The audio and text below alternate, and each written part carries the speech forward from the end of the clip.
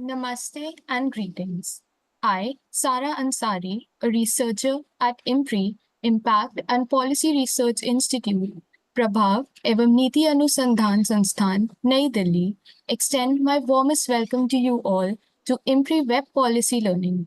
Today marks the day 3 of Understanding the Nuances of Climate Change in the Indian Subcontinent, Cohort 2.0, an online international monsoon program, a 2-month immersive online introductory certificate training course.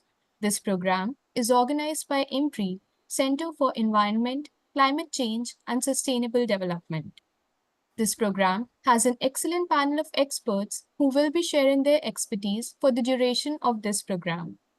The distinguished expert panel for today includes Professor Vibhuti Patel ji and Mr. Soumya Dutta ji.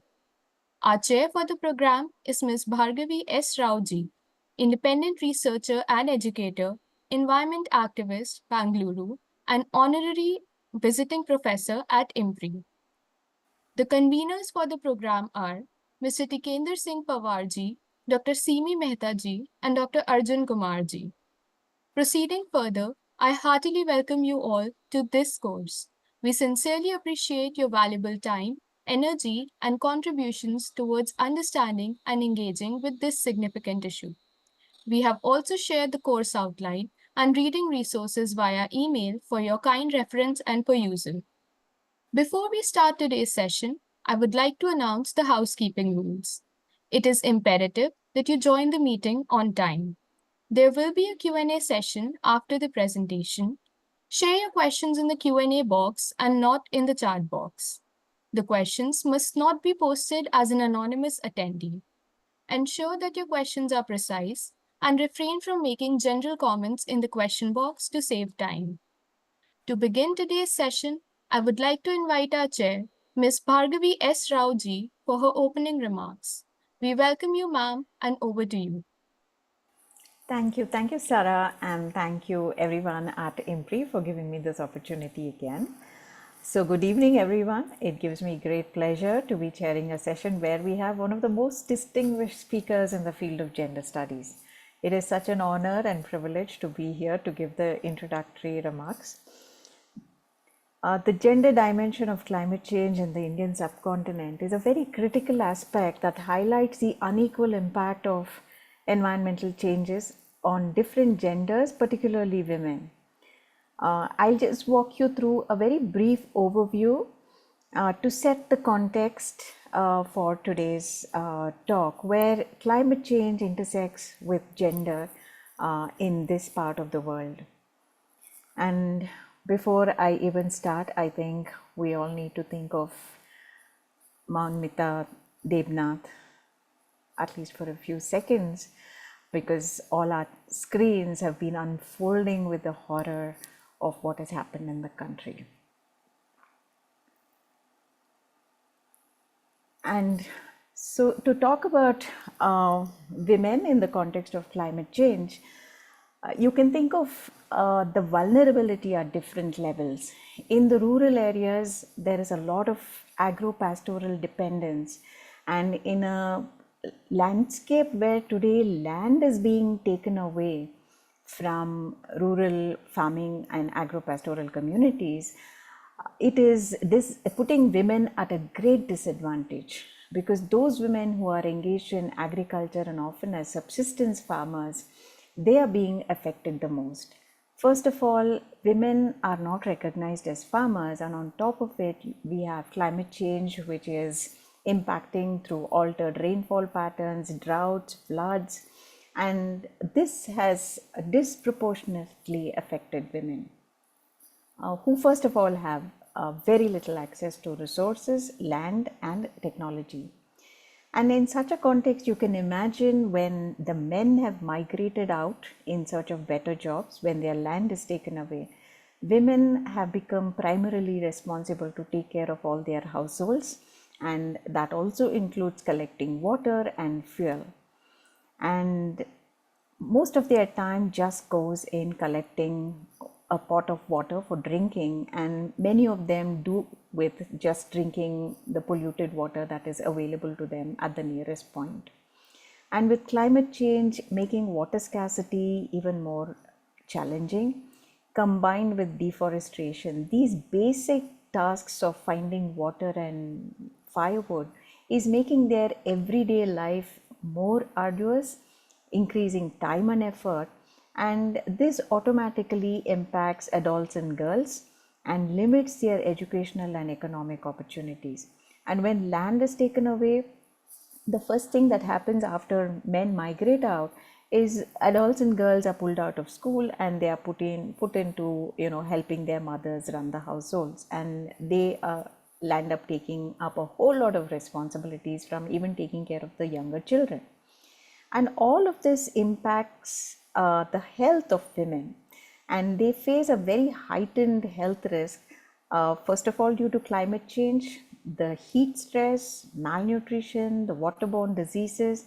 You can imagine the status of pregnant women in these conditions, who are particularly vulnerable during climate induced disasters, and where access to healthcare is also compromised.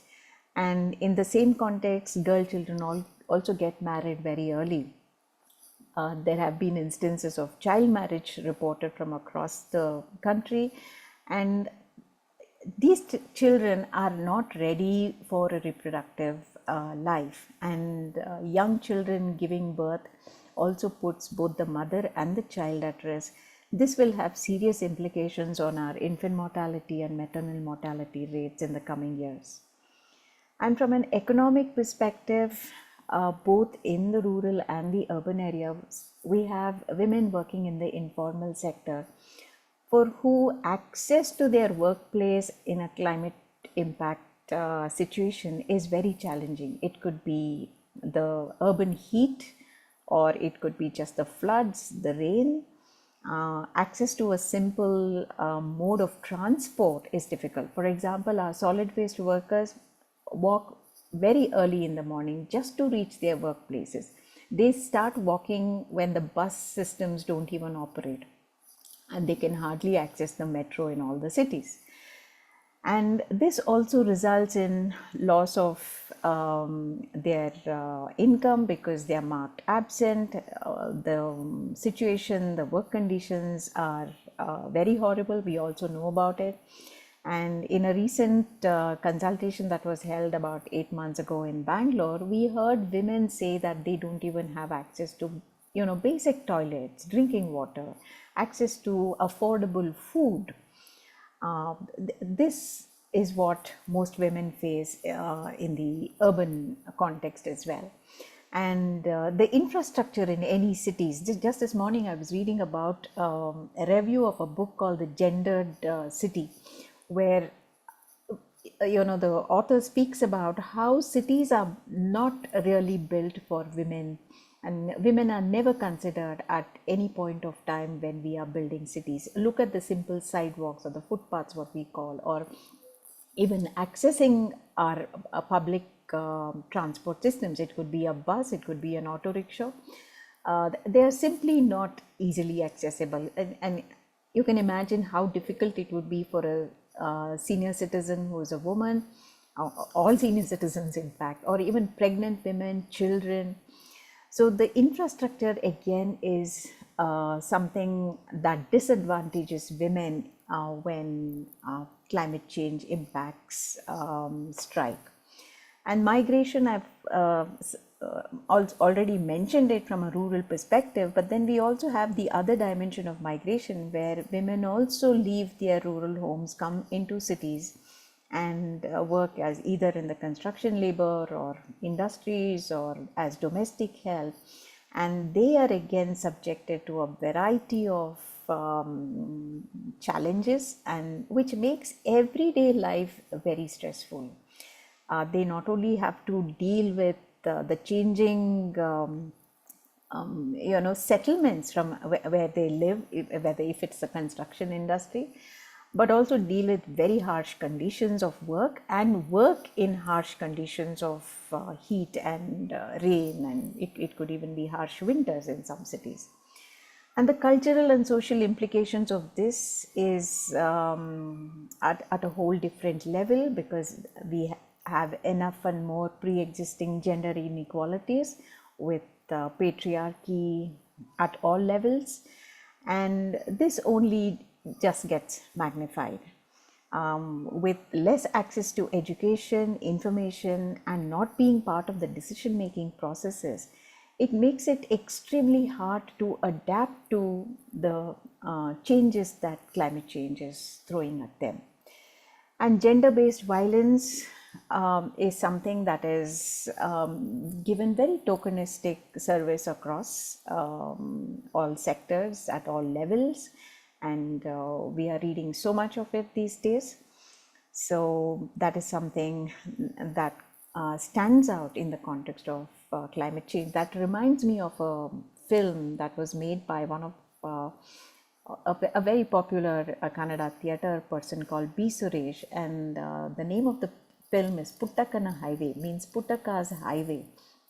It talks about how when land is diverted and land grab happens, how a family shifts from being the owners of their land, from leading a dignified life, to running from pillar to post to save their land, and then the man dies, and then the women tries very hard to make ends meet, and at the end of it she also realizes that things have really gone out of hand, and how her daughter has become vulnerable to exploitation and the other challenges that are in our cities today.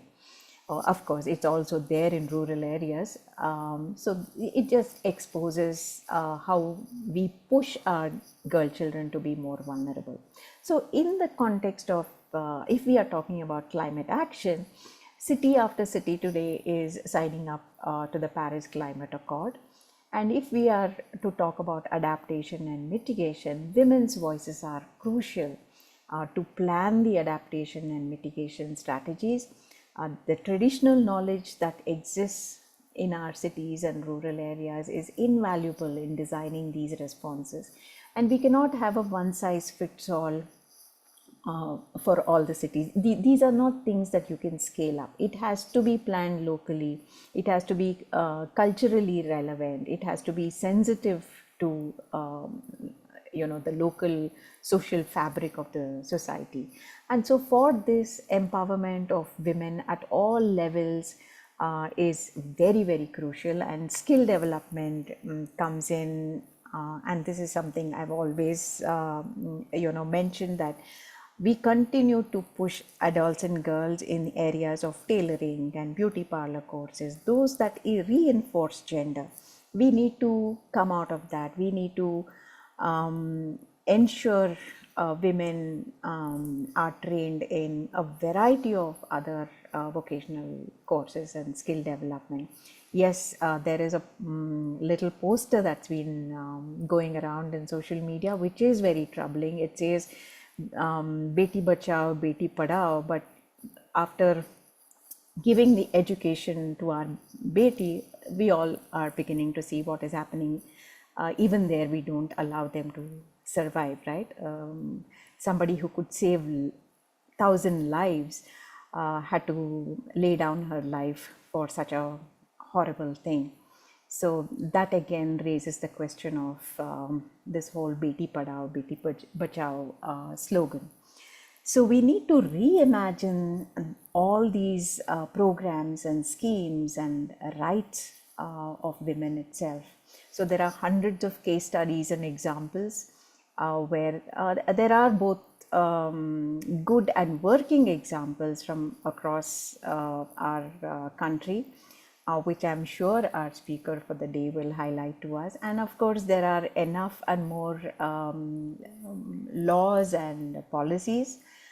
A lot of awareness is what is required, and implementation and holding authorities accountable, and making sure at every point of time there is 50% involvement of women. And many a time, again, we've always looked to the West for examples. I think it is time to change that and look within our. There are good examples from the East, there's good examples from the Middle East, There's also the great examples I can say from Rojava. So there is this book called Revolution in Rojava, which is really something that I would urge all of you to read, where there is 50% women's participation at all levels in everything that they are doing today. So in such a context, addressing the gender dimension of climate change in the Indian subcontinent requires a very holistic approach and includes recognizing the vulnerabilities of certain sections of women, children, adults, and girls, and ensuring their participation in climate change and promoting gender equality, equity at all climate related policies and programs. And only by doing this and reimagining the entire landscape, we will be able to help build resilient communities that are truly equipped to face climate challenges posed by the current situation. So without wasting a minute, over to our speaker today, Dr. Vibhuti Patel. Thank you, ma'am. Over to you.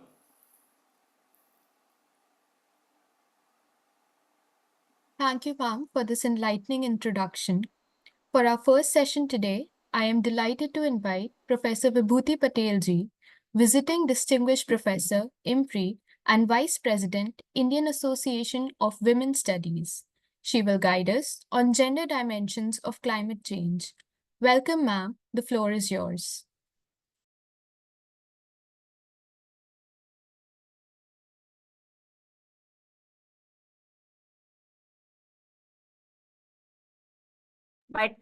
Thank you, Sarah. My term as a Vice President of Indian Association for Women Studies got over in March 2024. I would first of all like to, so that is the correction that I need to make.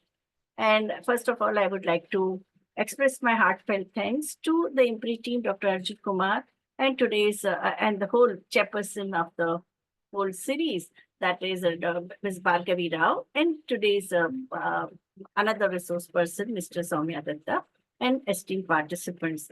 The way Ms. Bhargavi Rao has given us overview that sets the tone of the general discourse on gender and climate change. And my presentation would be within that framework in terms of the analytical framework and also some more case studies that I have included. Now, in this course, like an online international monsoon school program on understanding the nuances of climate change in Indian subcontinent, it is very important that we also will see that how the whole subcontinent has been very much conscientized after the several kinds of disasters that we had, whether they were earthquakes or tsunami, and or the question of deluge, sand dunes, and also the Himalayan valleys, which are facing tremendous crisis, not only during the monsoon, but also in summer, where because of the global warming, the snow is also melting.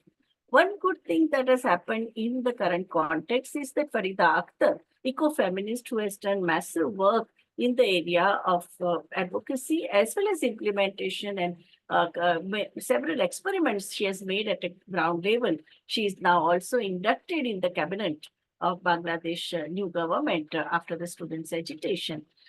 So that is one that at least someone who has been always in the movement has been inducted in the decision-making power, because Ms. Rao also talked about that we want a 50% representation, and along with representation, voice is also very important. And the way she provided various examples of how the loss of livelihood or the vulnerability of women increases, or also the scarcity that also creates more conflict around water and other resources, the assets loss that happens with every disaster, and the food insecurity that is created by every such climate tragedy.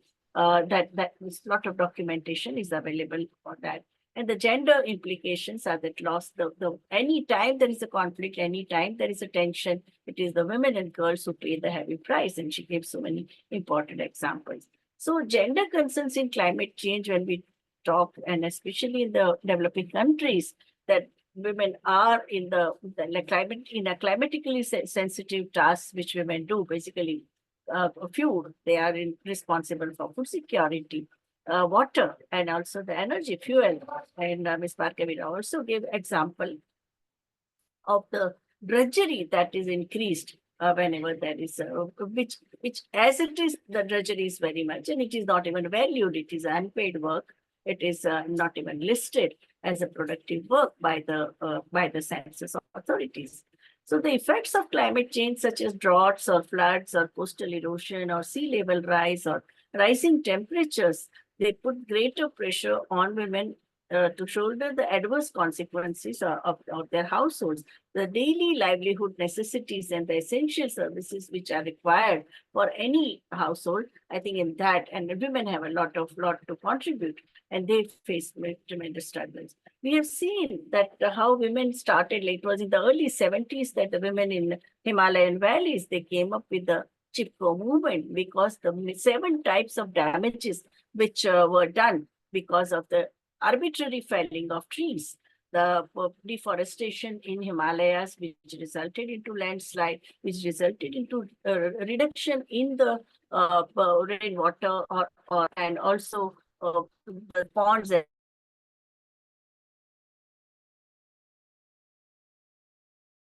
Workers who were employed, the men of the villages who were employed by the contractors and the timber agents, they were also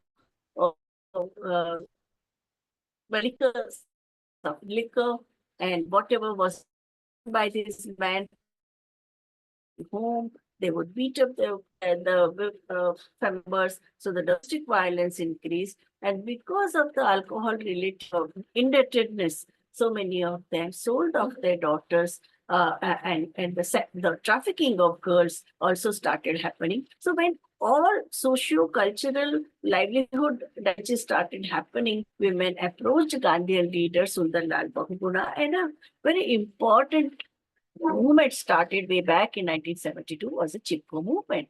And the commercial vested interest, which only exploits forest, and it is women who are the nurturers of the forest. Even if they take some dry wood for fuel, they also plant trees. We need to understand. While all the forest lords, they criminalize the forest dwellers, while all these vested interests who are exploiting the forest resources, they go scot-free.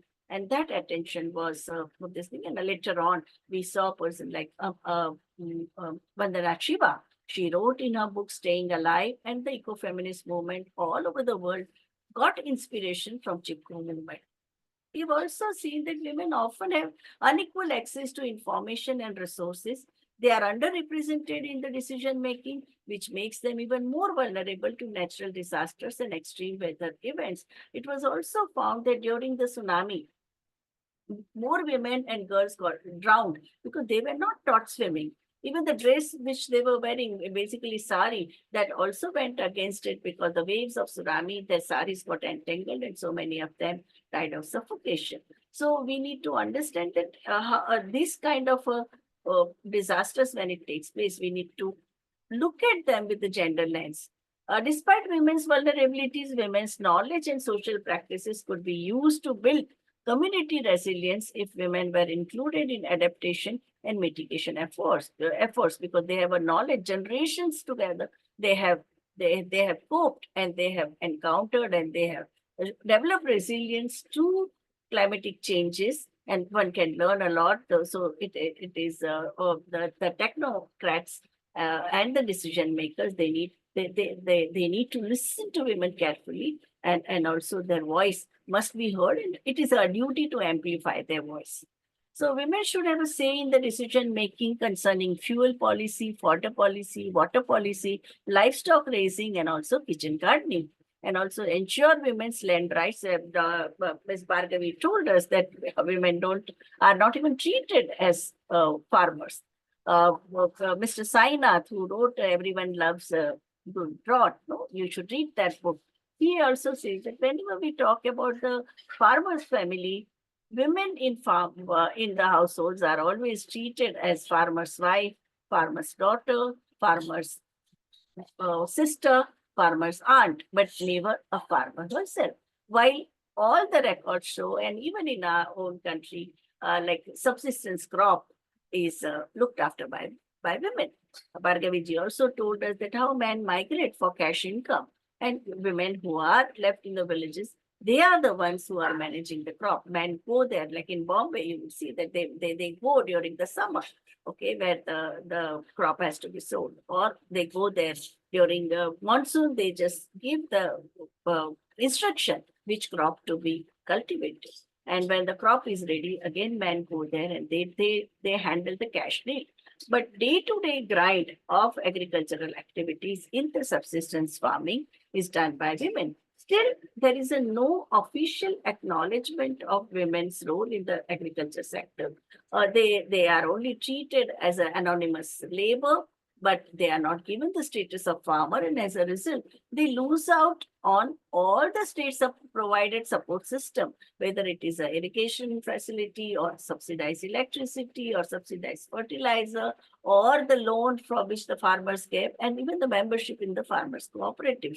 So it is very important, and that is why organization like Mahila Kisan Adhikar Manch, which is active in 18 states of our country, that has demanded. And now we have seen the widows of farmers, they are leading the struggle and they are at the forefront of advocating the charter of demands which have come up as a result of collective wisdom of farmer struggle. Recently, Nishtha Jain has also, like you should also watch the film by Nishtha Jain, Farming a Revolution. In that also you can see the heroic role which women farmers, even in the most, you can say, conservative places like Haryana or they are saying farmer struggle could continue for more than a year because women were managing the farm where the men were agitating. So it is very important to acknowledge them as a farmer. Official stamp on their economic status is very important. Women farmers also organize Farmer Sansad. They had their own 3-day conference at Jatnar Mantar during the struggle. So I think it is that now we see that women farmers are also getting mobilized and they are putting forward their demand. Now, the whole discourse on climate change, how the climate change impacts women, they need to be mainstream. And that is why such courses and such workshops become very important because women are not in a mainstream focus in the key international agreements on climate change, such as Kyoto Protocol or United Nations Framework Convention for Climate Change. And all key decision-making institutions related to climate change have a male-dominated hierarchical structure where the engineers and environmental experts and bureaucrats and politicians, they rule roost. But where are women? So I think it is very important to push this agenda of women's representation and voice. To provide platforms to women farmers, community workers, students, youth concerning environmental issues is a very important concern. What do women want from forests? What do women want from agriculture? What do women want even in the cities, the urban areas? The climate tragedies have played havoc with the life of urban dwellers. So most of them who are in the informal settlements, which are called to be, they are known as slums.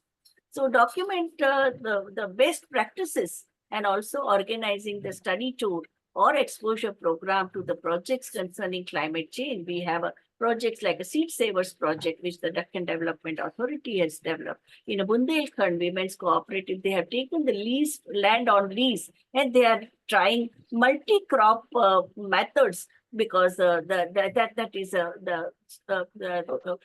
demands less water, and in the arid area, it is a very good way of dealing with this. They have come up with a grain bank on the top of the hill so that during floods, their grains don't get destroyed. They have also come up with a grain bank where if your crop is destroyed, people would give you would get the seeds at a hello.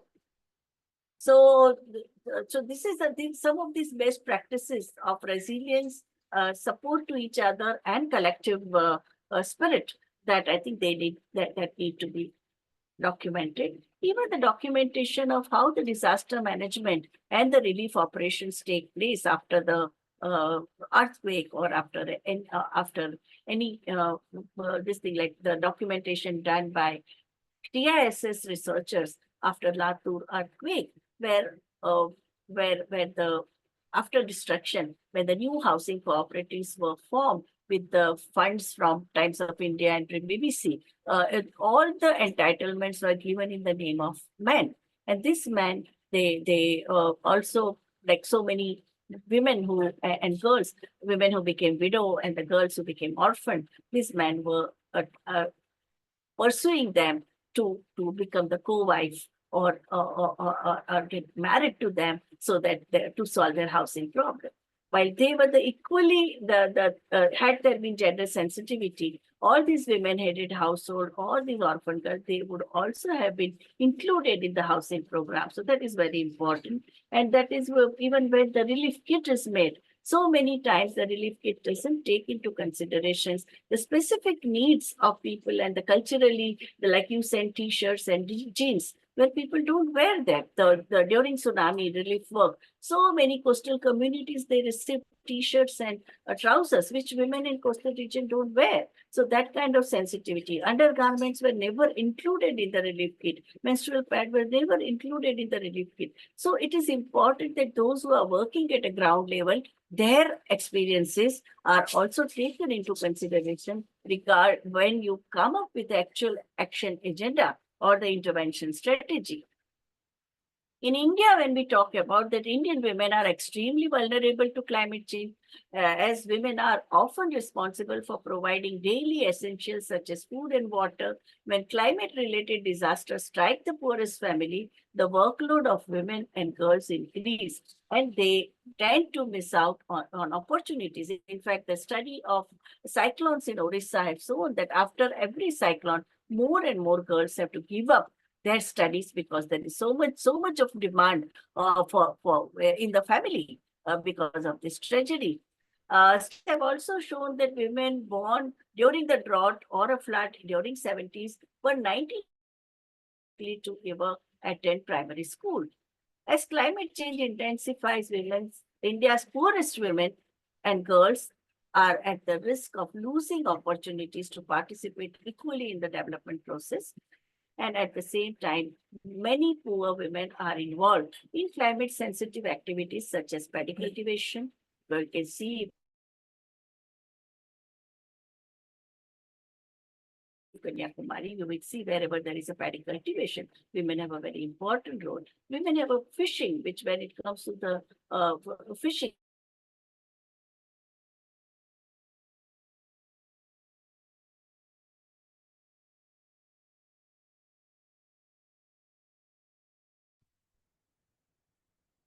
yeah.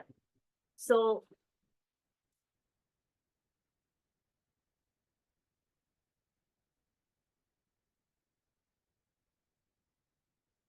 we have seen that this important role that women play in the coastal region, and women are like when they do, the poor women are involved in climate sensitive activities such as in agriculture as well as into fisheries. So climate change affects their livelihood in a great way. Now, a report of report titled Facing a Changing World, Women, Population and Climate, which was released by United Nations in November 2009. It said, and I quote, that with possibility of climate catastrophe on the horizon, we cannot afford to relegate the world's 3.4 billion women and girls to the Rafi. You can say that now, this was in 2009. Ahmed Obaid said that wouldn't it make more sense to have 3.4 billion agents of change? So if we provide enough opportunity or the training and capacity building and also voice and representation, the same force can play a pivotal role in tragedies which are created by the climate disasters. UNFPA study also revealed that the poorest populations, while having contributed the least to climate change, are the most vulnerable to the crisis. And I quote Mr. Richard Pollard, who said that our impending climate disaster is perhaps the most inequitable threat of our time. Worst sufferers are women because they constitute major share of agricultural workforce and also because they tend to have access to fewer income earning opportunities. Ms. Bhargavi Rao also said that how women, first of all, when you talk about the pyramid of the economy, women are at the bottom of the pyramid. 94% women are in the informal sector. Even among the poor, if we see the pyramid of poverty, even in that pyramid of poverty, women are at the bottom. That means they are the poorest of the poor. So you are already totally marginalized. You face multiple marginalities, intersectional multiple marginalities of caste and class and race and ethnicity, and also being in the most vulnerable life situation in terms of livelihood, less literacy, less knowledge, less opportunities for mobility and exposure. And on the top of it, when there is a climate disaster, women suffer the most. When it comes to the fight of the Asians, when we see that 2.2 billion Asians rely on agriculture for their livelihood, and the sector which is now threatened because of the climate resilience, global warming, destruction of crop due to unseasonal rains or drought or any other cyclone, we see a lot of foods get destroyed, and it is caused by floods and drought and erratic rainfall and also other climate change impacts. So the UN also has said that, and I quote, that current climate models indicate food prices may increase sharply, and we are seeing it with all the efforts of Reserve Bank of India or the economists and the Niti Aayog. We have not been able to control and curtail volatility in the food market. In Bombay, if you say this week only, we had tomatoes 7 days back was selling for 100 rupees per kg. And this week, you can see it is a 40 rupees per kg. So this price volatility for us, it is also for the city dwellers also it is difficult. But imagine for the farmers, it is this volatility creates so much of insecurity in the lives of cultivators. Rice prices may increase from 29 to 37%, and maize price would increase, say, 58 to 97%, and the wheat prices will increase by 81 to 102% by 2050. These are the forecasts which the economists have made. So it is estimated that women produce like 50% of all food grown worldwide. Even Food and Agriculture Organization has said that the security, food sovereignty of this planet lies in the hands of women farmers. In India, more than 84% of women are involved in agricultural activities. As a result, they become the greatest victims of climate change. In fact, most of them, cultivators are very marginal farmers, poor peasants, agricultural workers. This thing, land holding is only 14% of Indian women have a land holding, entitlements in their name, and that too very little, half an acre, 1 acre, 2 acres like that, maximum 5 acres. So gender inequalities make them disproportionately vulnerable to environmental alterations, so that we need to understand. It is predicted that climate change will lead to increasing frequency and intensity of extreme weather conditions, precipitating the occurrence of natural disasters around the globe. The London School of Economic Study in 2007 examined that natural disasters that had occurred in 141 countries from 1981 to 2002. The study found that natural disasters lower the life expectancy of women, and as disaster intensifies, so too does its effect. Whether it is a drought, it's culturally we know that whether in most of the developing countries of Asia, Africa, Latin America, women eat last list and leftover. So the moment there is a food scarcity, it is their lives which are at stake. I think Professor Mohanty's study of a Orissa drought is also showing the same pattern. And we also, whenever there are floods also, it is women and children who drown, women, children, elderly, person with disability. They are the ones for whom the chances of getting drowned are very high.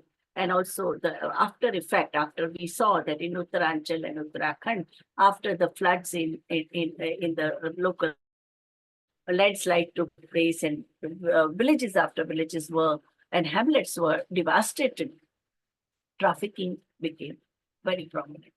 Those who got separated from their family members, and even because of the poverty and deprivation, selling of women and girls and children to the traffickers. So the predators also, they prevail, and they use this opportunity and take advantage of the helplessness of women and children and victims of disaster.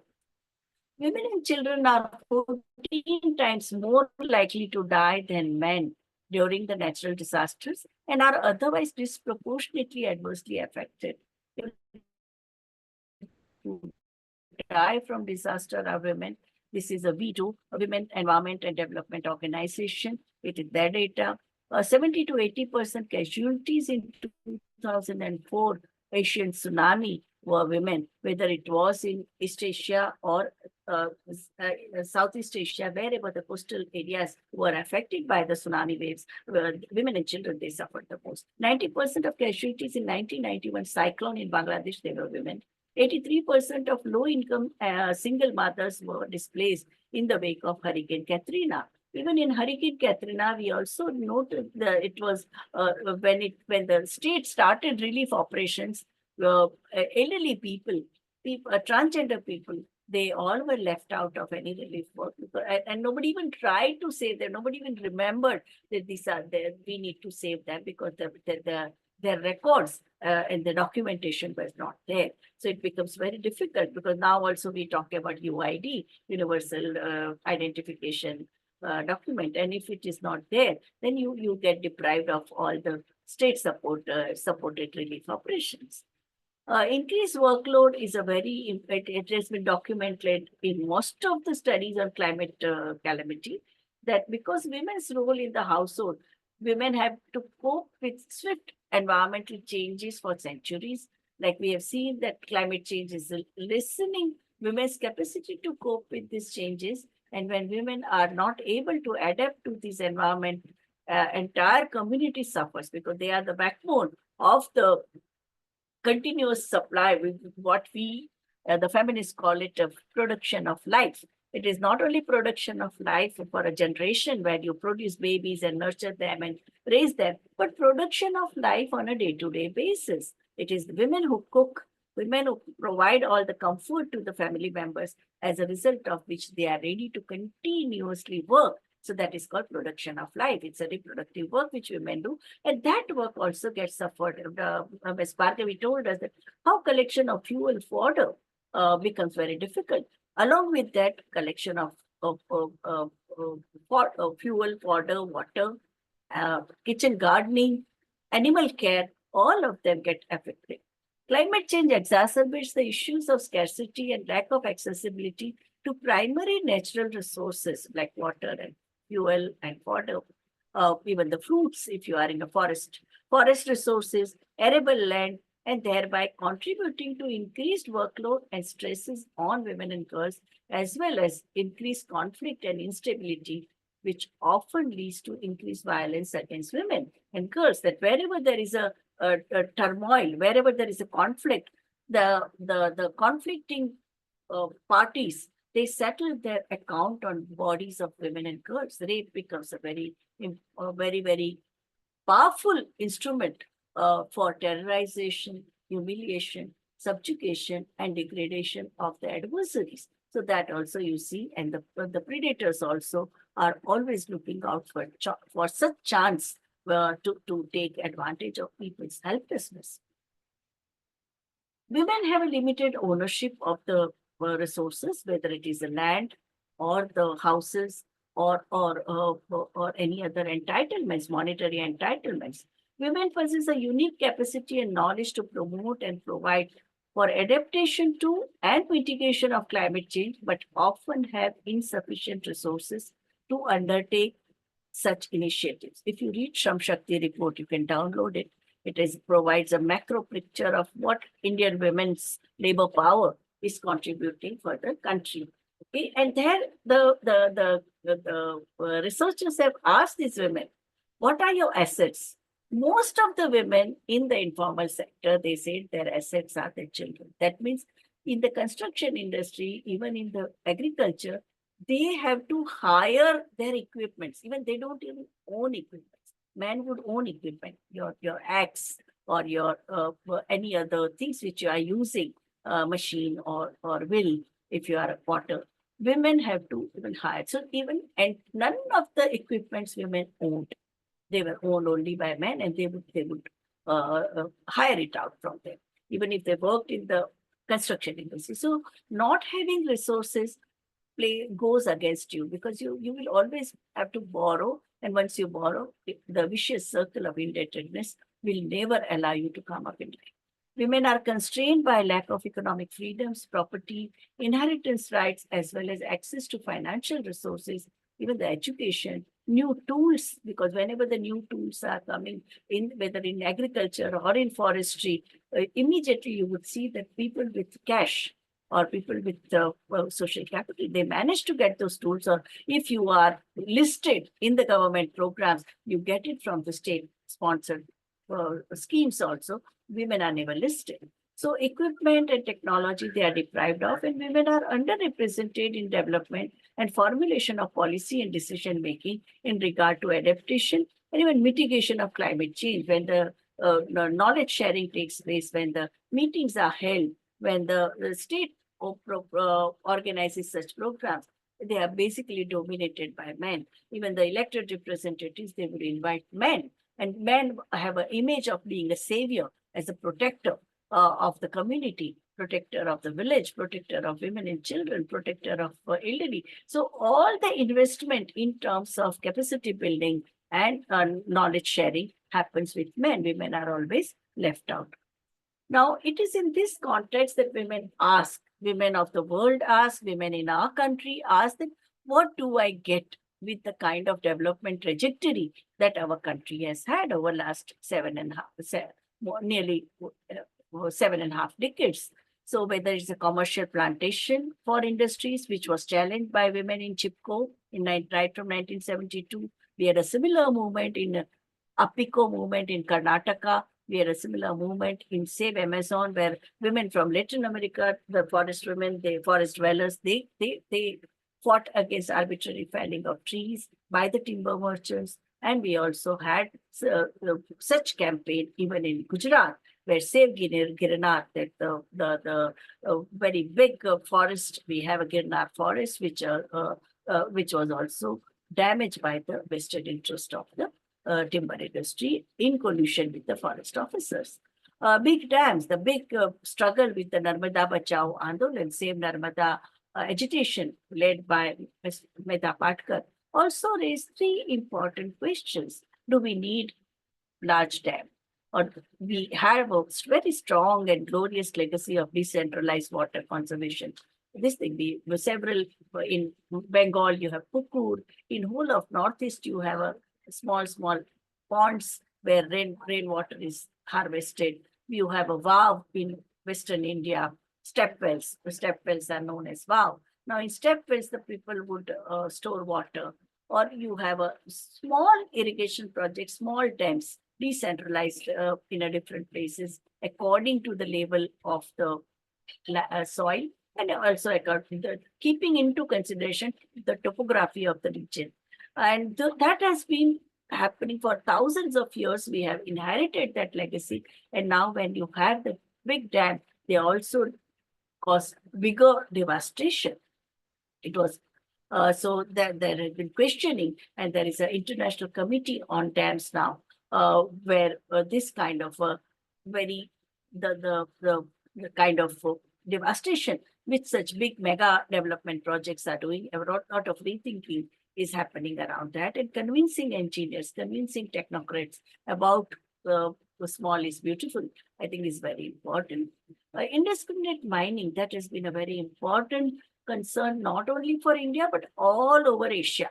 We have seen in Myanmar, also we see that, or in Manipur, recent struggle in Manipur, where the Manipur was a very important location for mining, and mining also brought in the child labor, forced child labor, the modern form of slavery. Because if you send child into the mine, you have to make a smaller hole. If the adult person goes to, you need a, so even in Karnataka, in Andhra Pradesh also, this issue, Malaysia, this issue became very important. So, and to what extent this indiscriminate mining is advisable for the security and safety of the communities around. We have seen villages after villages getting completely submerged because of this indiscriminate mining. Deforestation also causing, as it was shown in so many struggles in several Asian countries, even in China, the Chinese community, the forest dwellers, they had raised voice. Not much appeared in the newspaper, but whenever you meet the activists or the diplomats who have lived in China, they know that locally there is so much of tension that you find because of arbitrary deforestation and also draconian forest laws. Right from the time of colonization, we have seen that everywhere the forest dwellers, they have been treated as criminals because of the vested interest of the colonial rulers who wanted to commercialize the forest resources, and also the bamboo cultivation, changing the damaging the crop plant variety and focusing only on eucalyptus, which is the guzzler of even bamboo. Both of them are guzzler of water, and they would completely change the overall ecosystem of the village and of the area. And when the forest tribals struggled against that, the draconian law and criminal, they were dubbed as criminal tribes and denotified tribes, and they were expected to report to the police station for every day.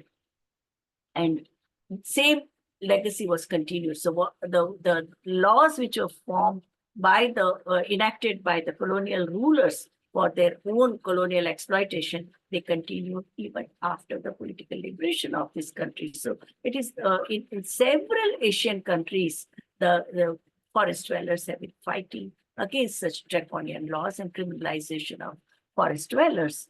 Then we also see the pollution, the air pollution, and the air quality. Bombay has now surpassed Delhi. The stubble burning also creates tremendous problem, and fog in Delhi. Same you see in most of the industrial cities, air pollution, water pollution, soil pollution, have pollution of the ocean that have become a major this thing. And factory inspectors body, we have labor laws, but there is a gross violation of these laws. And unless the local community mobilizes and fights against the Western interests, nothing changes. So many times the local fighters, they are also liquidated by the violators and the polluters, polluting industries. Another thing is about the consumerism, what kind of material we use, the use of plastic, use of packaging material, that is also causing major devastation of the, whether it is a local water bodies or the sea, and the choking that takes place during every monsoon, because the underground gutters are choked because of this consumption of plastic. And also animals, so many times, so many animals who are grazing, they along with grass, they also eat plastic. Wherever there is a shortage of fuel, women also use plastic and rubber for cooking. That also creates, because they are deprived of safe fuel or the reusable energy. This is what is happening. Political inequality that we see, that compounding this reality of inequality and multiple marginalities, what we see that the widespread gender inequalities and inequities, because the access to support system or the institutional structures and the systems, they are also not providing congenial or enabling atmosphere or enabling measures for women to lead their daily survival struggle with dignity and with less harsh circumstances. So what we see that these inequities existing throughout the policy and decision-making spheres, they are leaving women to struggle against restricted access to information and education, restricted mobility, and in many cases, laws restricting and prohibiting land ownership. We have 30,000 customary laws. We have a religion-based family laws which govern very important areas of of gender relations regarding marriage and divorce and custody of child and maintenance and inheritance and property rights and land rights and housing rights. And all these, so many customary laws, they deprive women of any kind of entitlement. Women are producing 60% of food in Asia and 80% of food in Africa, but women have less than 1% of agricultural credit worldwide. Why aren't women given credit? Whether even when the state is providing such facilities, they don't get. Nationalized banks don't even consider women as a credit worthy because they don't have collateral. What is the collateral? Collateral can be in the terms of land or ornament or house. Women don't own that. They don't even right to own property. So they lose out even when it comes to credit facilities. We have also seen several such examples, whether it is in Uganda or Kenya, where women talk that they travel further and further for firewood every year because it takes them, and as a result of which, it takes them to less safe places. We saw in Kashmir that young girl who had gone to graze her goats when she was in a totally lonely place. She was kidnapped by the predator. She was repeatedly raped in the temple and she was killed. So this is once you go away from your village in search of fodder or in search of firewood, you are also prone to kidnapping, trafficking, or sexual violence. We have also seen that the discrimination against women also plays an enormous role in how women experience effects of climate change. For example, where women have seen their crop yields cut in half and the quality of grain diminish because of climate change, women's health is impaired from the double whammy. One is an inferior crop and also because of the inequality that is there in the household distribution of resources. It is women who are the ones who are going to sacrifice in terms of food intake. Acute survival struggle because of the climatic changes and climate effect. It also reduces the quality of life and also results into mass migration. I was in Ladakh 3 months back and I saw so many places, the hilltops in which the houses were there, like but they were totally depopulated because the survival struggle had become so difficult in Ladakh because Ladakh also is a very big drought-prone area.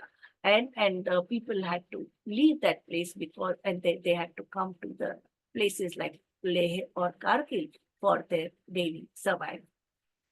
Human Development Report also highlighted micro-level studies which had revealed that Indian women born during floods in the 70s were 19% less likely to attend primary school. The vagaries of climate change have potential to make life a high-risk venture for those whose capacity to manage this risk in terms of both personal choice and personal income is minimum. One should not forget that as it is the nutrition, Indian women suffer from severe malnutrition, and we have now at least 55% of Indian women who are already anemic. So imagine in that state, if such new calamity takes place, then they suffer the most. That is why it is important to learn the lessons of CHIPCO and APICO, because with able-bodied men searching for livelihood opportunities in the cities, more women than ever are left to do low-paying agricultural jobs, including activity earlier prohibited to them. For example, plowing was not allowed. You read Towards Equality report, which was where the data was collected in 1972.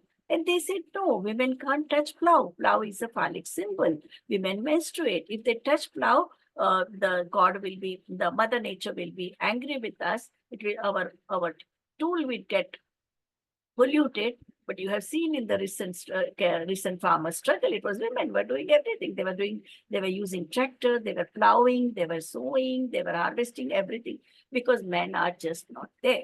They are in the cities. So that change has taken place, but their drudgery has increased, they have multiplied, but the returns have been less. Gauri Bai belongs to a small hamlet in Bundelkhand. Being a part of farming community, her life and livelihood depend on agriculture. But changing weather and decreasing water for irrigation are threatening her survival.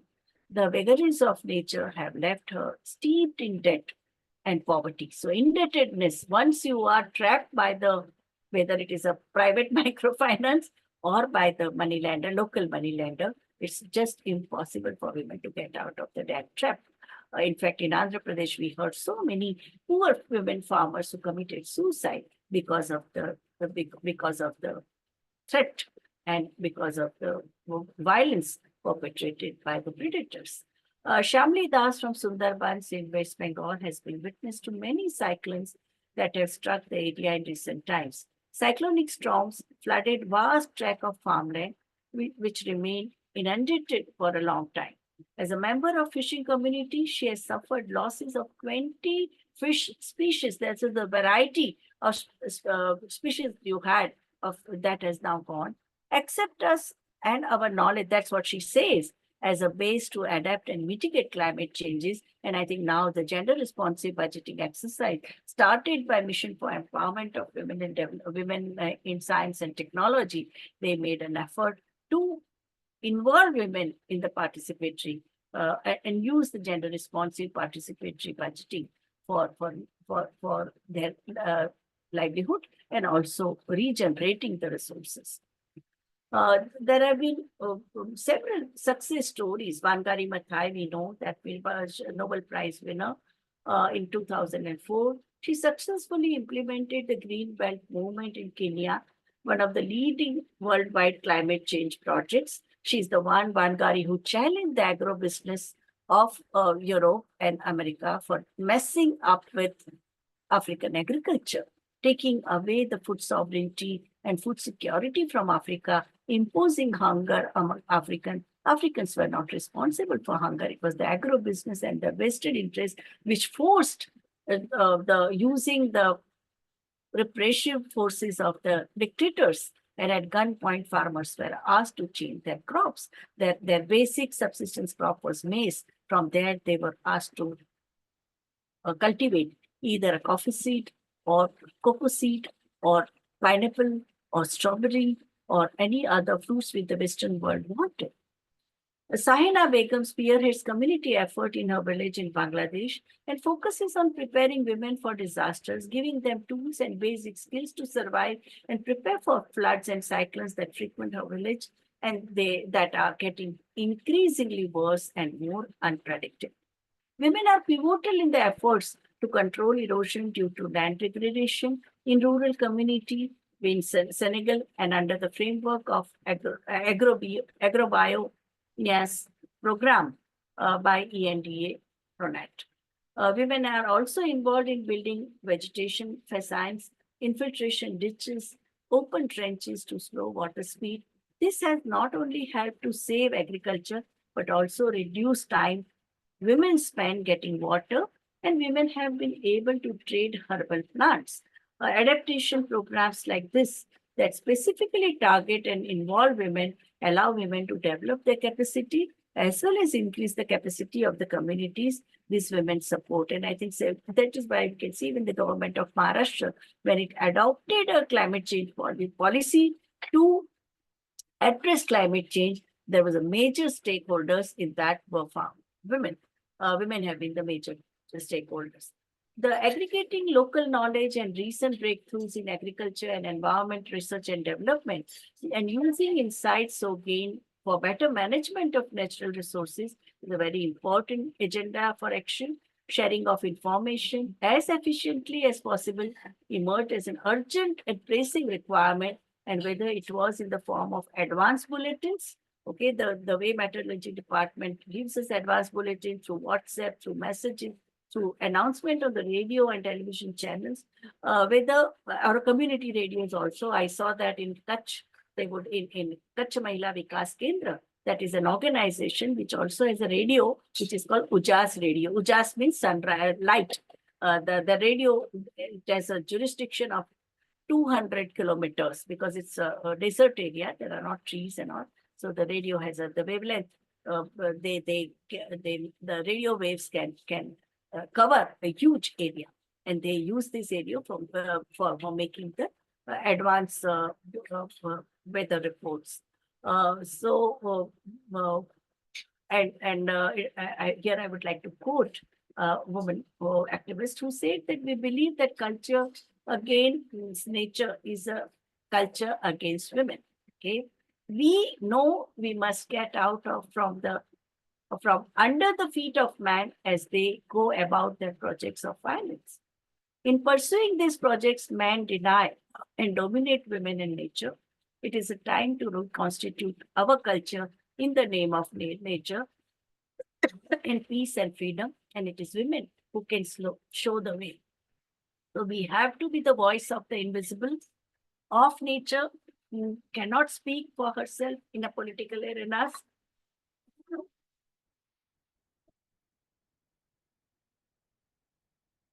Of the children yet to be born, of the women who are forcibly silenced in our mental institutions and our prisons. We have been keepers of the home, the children, the community. This is what the eco-feminists are telling us. Women are not only victims of climate change, but they are also agents to mitigate damaging influence of climate change. So it is important that all the women's voices, that we need to find our feet in the current discourse. Women being primary caregivers, they are also important in terms of the way handling the illnesses during the climate change, whether it is malaria or waterborne diseases such as cholera, which increase heart stress, mortality, increase malnutrition, and stressful life. So women organizations throughout the world and throughout India, they are saying that food is a human right, not a corporate commodity for speculation. Mother Nature doesn't operate on boardroom profit. Corporate profit will merely lead to more food crisis, and that is why Indian women effort to mitigate the effects of climate change, whether it is in Jahanabad or it is in the Deccan Plateau, or it is women who are working in the southern India in an arid land, and how they are coming up with the solution of chemical-free, non-irrigated, organic agriculture. And I think similarly, a person like Vasudha Sardar in Maharashtra, she has also created a network in the supply chain of all these women who are in their small plot of land, are cultivating land, to see to it that they are not exploited by the traders, and they can do the direct sell to the customers using the information technology. Now women are and the government has also changed the rule. Farmers can directly sell the products to the customers. They need not go via middle. Same we have learned from the Pacific Islands, who have been fighting against the kind of experimentations which were made in the nuclear experimentation were made in the Pacific Island way back in the 50s and 60s. Women's organizations, young women Christian organization in Pacific Island, they fought against this thing. And now the climate change has also been a very climatic conditions and extreme events which have affected Pacific Island nations, drought and flood and sea level rise and coastal erosion and rising temperature. They have been coming up with the alternative and also fighting against the predators. Now, the discourse on vast renewable energy potential and the duty of the state to invest in this renewable energy becomes very important. Commercialization of climate calamity, I think we need to fight against it, and we need to promote more and more decentralized ways, appropriate technology, rainwater harvesting, decentralized water bodies, recycling, reusing, and also creating a center, information kiosk, which can freely share the information, useful information, and successful replicable models with the community. Now, these are the references I have used. I strongly request you to read Wangari Maathai's The Challenge for Africa, Maria Mises' work on ecofeminism, and Vandana Shiva's work on ecofeminism, Caroline Moser, how we can use the gender planning, policy making, and development and gender budgeting by to create an alternative support structures for women in the communities. Our book, Macroeconomic Policies and Millennium Development Goals, had 2 chapters on environmental and sustainability by the practitioners. Vandana Shiva's book, of course, it's a very, very landmark contribution, Staying Alive, Women, Ecology and Development, and Earth Democracy, which is a later work in 2005, Justice, Sustainability and Peace. And some of the websites of FAO are very useful, Food and Agricultural Organization. And article by Amrit Dillon and Tess McClure, Climate Crisis Linked to Rising Domestic Violence in South Asia, that how any crisis results into gender-based violence. And I think that is very important. And they have also done a massive literature review, scanning of the reports and the ground level information. Thank you very much for the opportunity. Thank you. Thank you, ma'am, for your insights and expertise. I now request Bhargavi ma'am to kindly give her remarks on the session. And in the meantime, participants can either raise their hand or put their questions in the Q&A box or the chat box. Over to you, ma'am. Thank you. Thank you, Dr. Vibhuti Patel, for giving us such a comprehensive understanding of the gender dimensions in the context of climate change. I particularly think the first slide with that tree was so much, food for thought, because every branch will make us think about the many issues in each of those areas. And it was very beautifully illustrated in the context of the cause, the problem, and the consequences. So thank you so much for sharing that, and thank you for highlighting all the movements that have helped advance women's voices, starting all the way from the CHIPCO movement, and for highlighting some of the challenges that women particularly have faced during the natural disasters, and for all the relief that has been implemented, the major gaps, particularly in the context of the cultural context of how inappropriate clothing was collected and sent, and how women's voices were underrepresented. Thank you for highlighting that.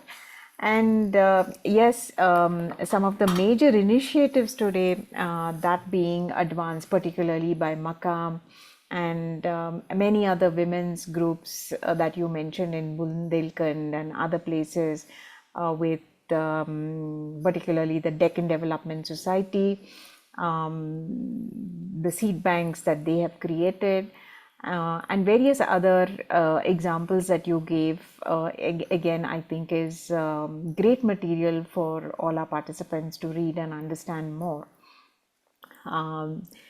Then thank you for highlighting some of the key reports that have been published so early but yet remain so relevant as of today. The reports that you highlighted from the UN, Facing a Changing World, and the UNFPA study, which highlights the plight of Asians and the current climate models, again highlighting the role of women in food production. All of these are very critical in understanding the gaps and thinking of how to take things forward.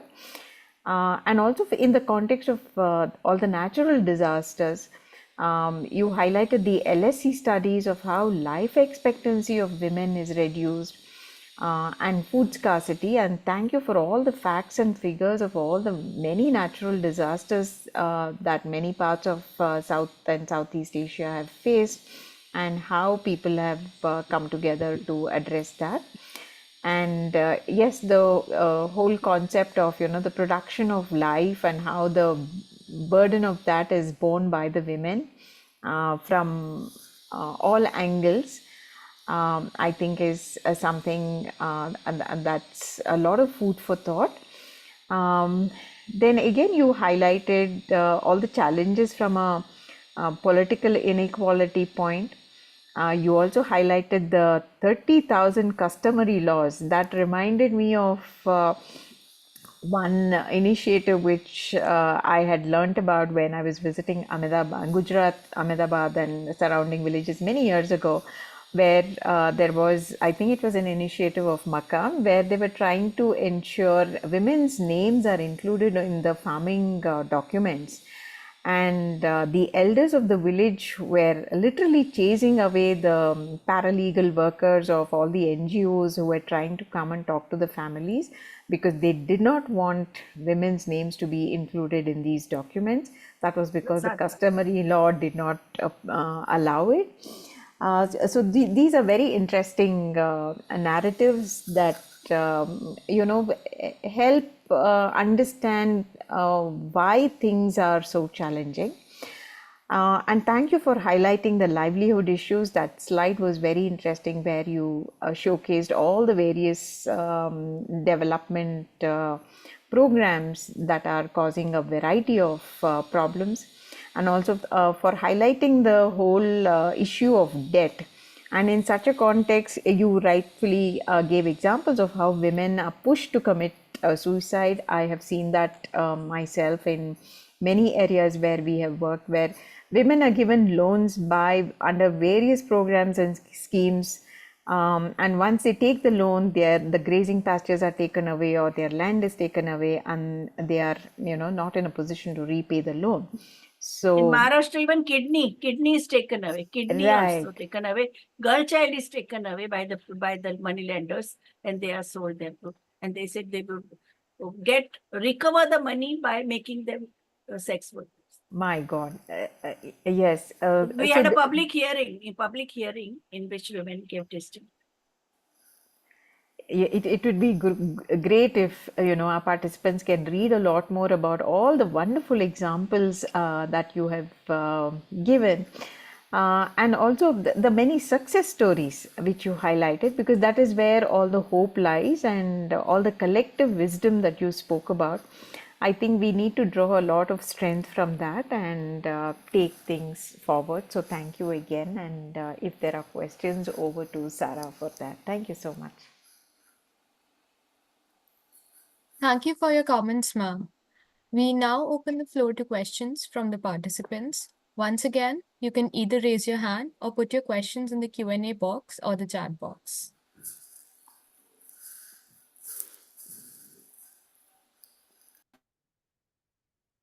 Yeah. Shrishti Stuti Roy.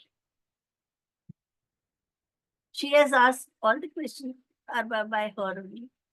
3 questions are there by Shrishti Stuti Roy. Would you like to speak, or should I read them? Or can Sarah read?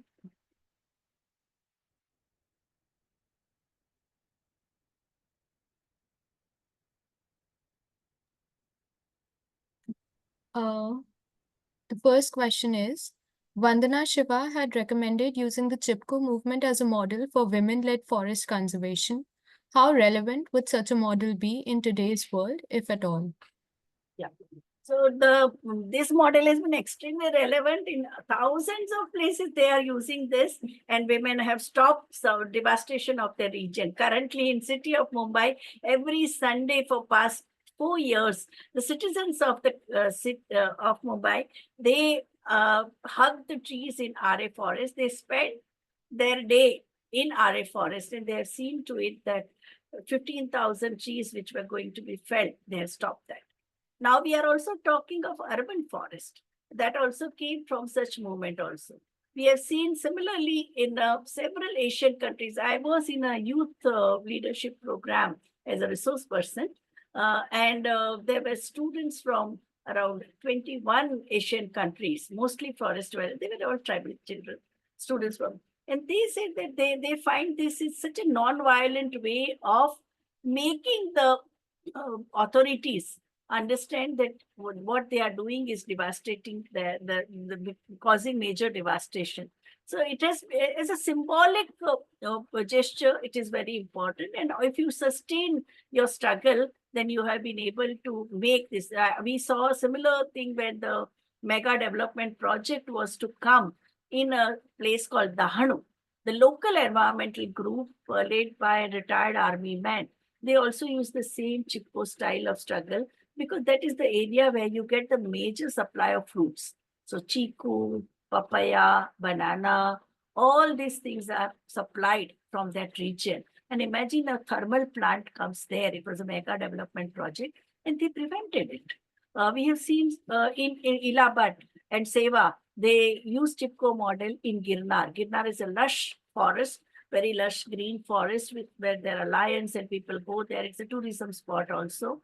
And when the vested timber industry developed vested interest, Seva took up the campaign, and they prevented the destruction of Girnar forest. And now it has become a hub for religious tourism, because they also have several hillocks and with the local deities and all. Apiko, when the paper industry of Karnataka wanted to devastate certain thick forests in the region for the paper, for pulp industry, it was the people science movement and the scientists in Karnataka.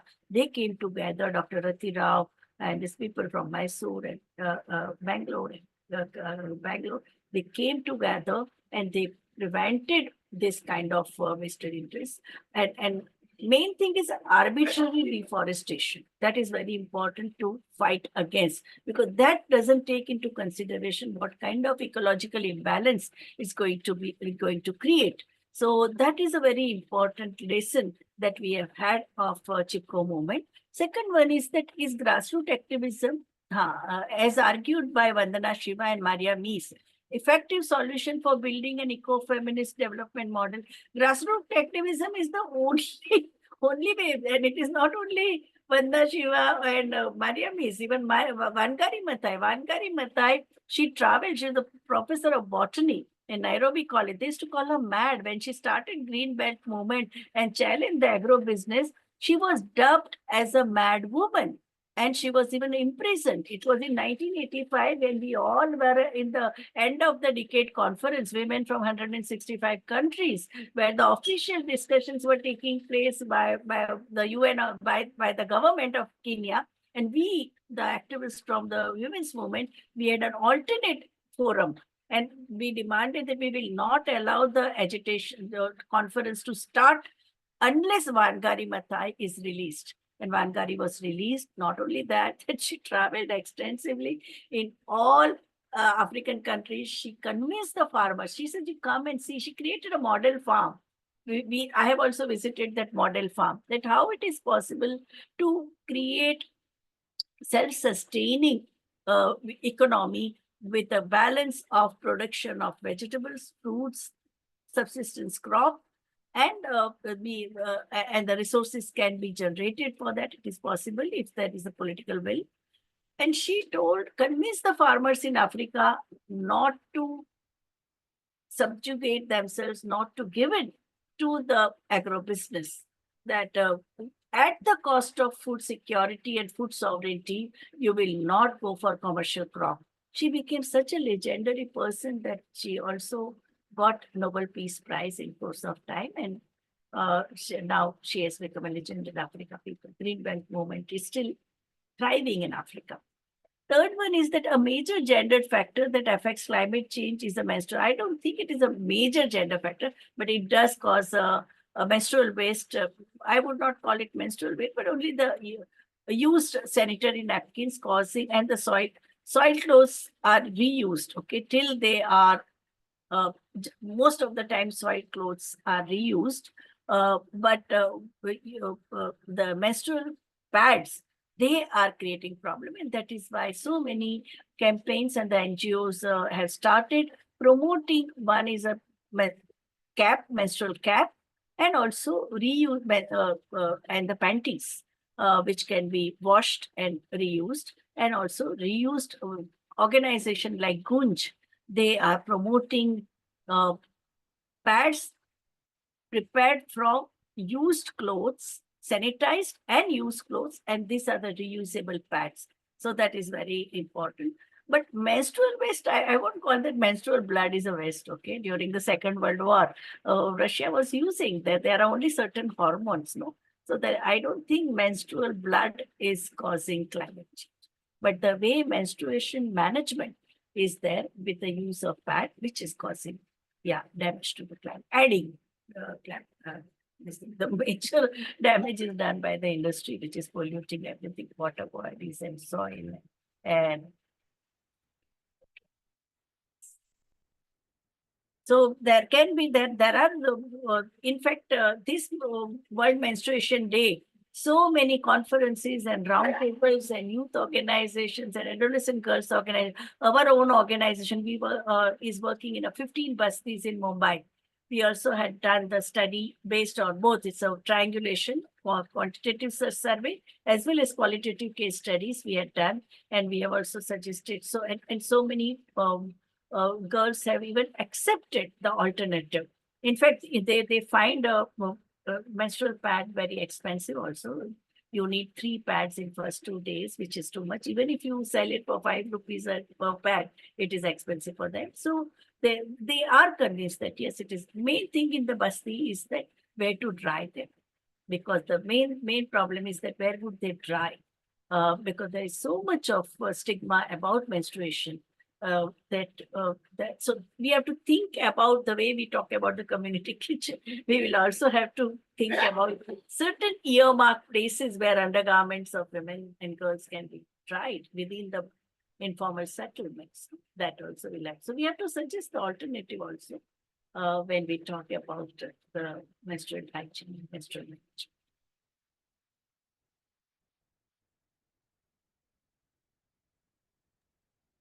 This brings us to the end of our Q&A session. Thank you, ma'am, and we look forward to collaborate with you in future IMPRI events as well.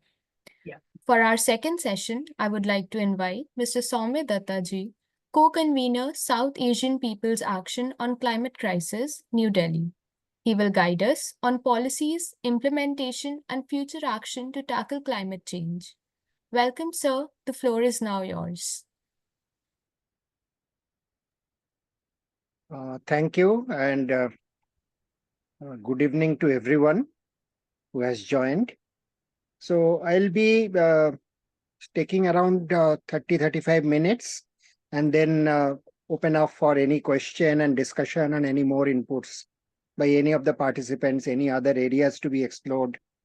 So let me start with, since it is policies, implementations, and sort of actions or way forward, let me start with the policies of administering or governance of climate change, as it is stated, as we are saying that it's already a climate crisis, and different other sessions that you have been attending or participating in. Of course, hopefully these are also bringing in the clear picture that at this present moment, we are not really talking about governing a process of gentle change, but we should target, and the effort should be to govern a process of near collapse.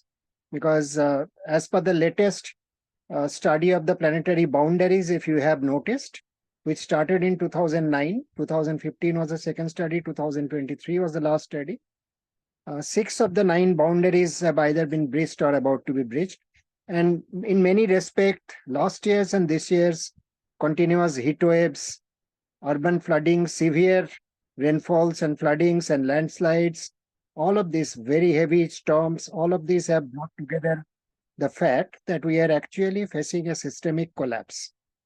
So facing this, what are the kind of large-scale, overarching, and granular policies, sectoral policies, regional policies that exist mostly in South Asia, because this course in this summer school is focusing on South Asia, and in between, in that, we are focusing more on India.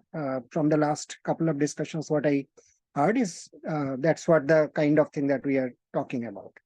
So if we think about, just to start from the larger perspective, there are 2, 3 areas or 4 areas globally which are connected with the climate change governance.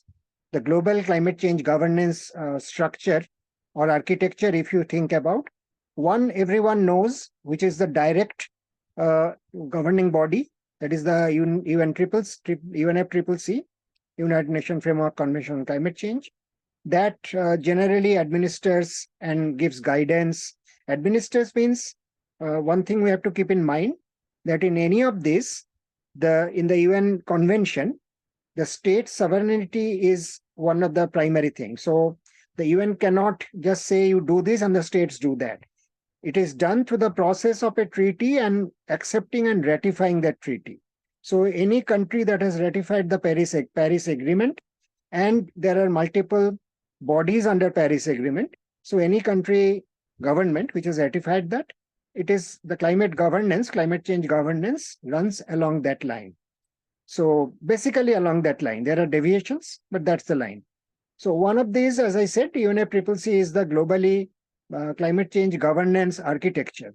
But if you look at climate change or climate crisis aspects, there are 3 other areas which also connect with very clearly.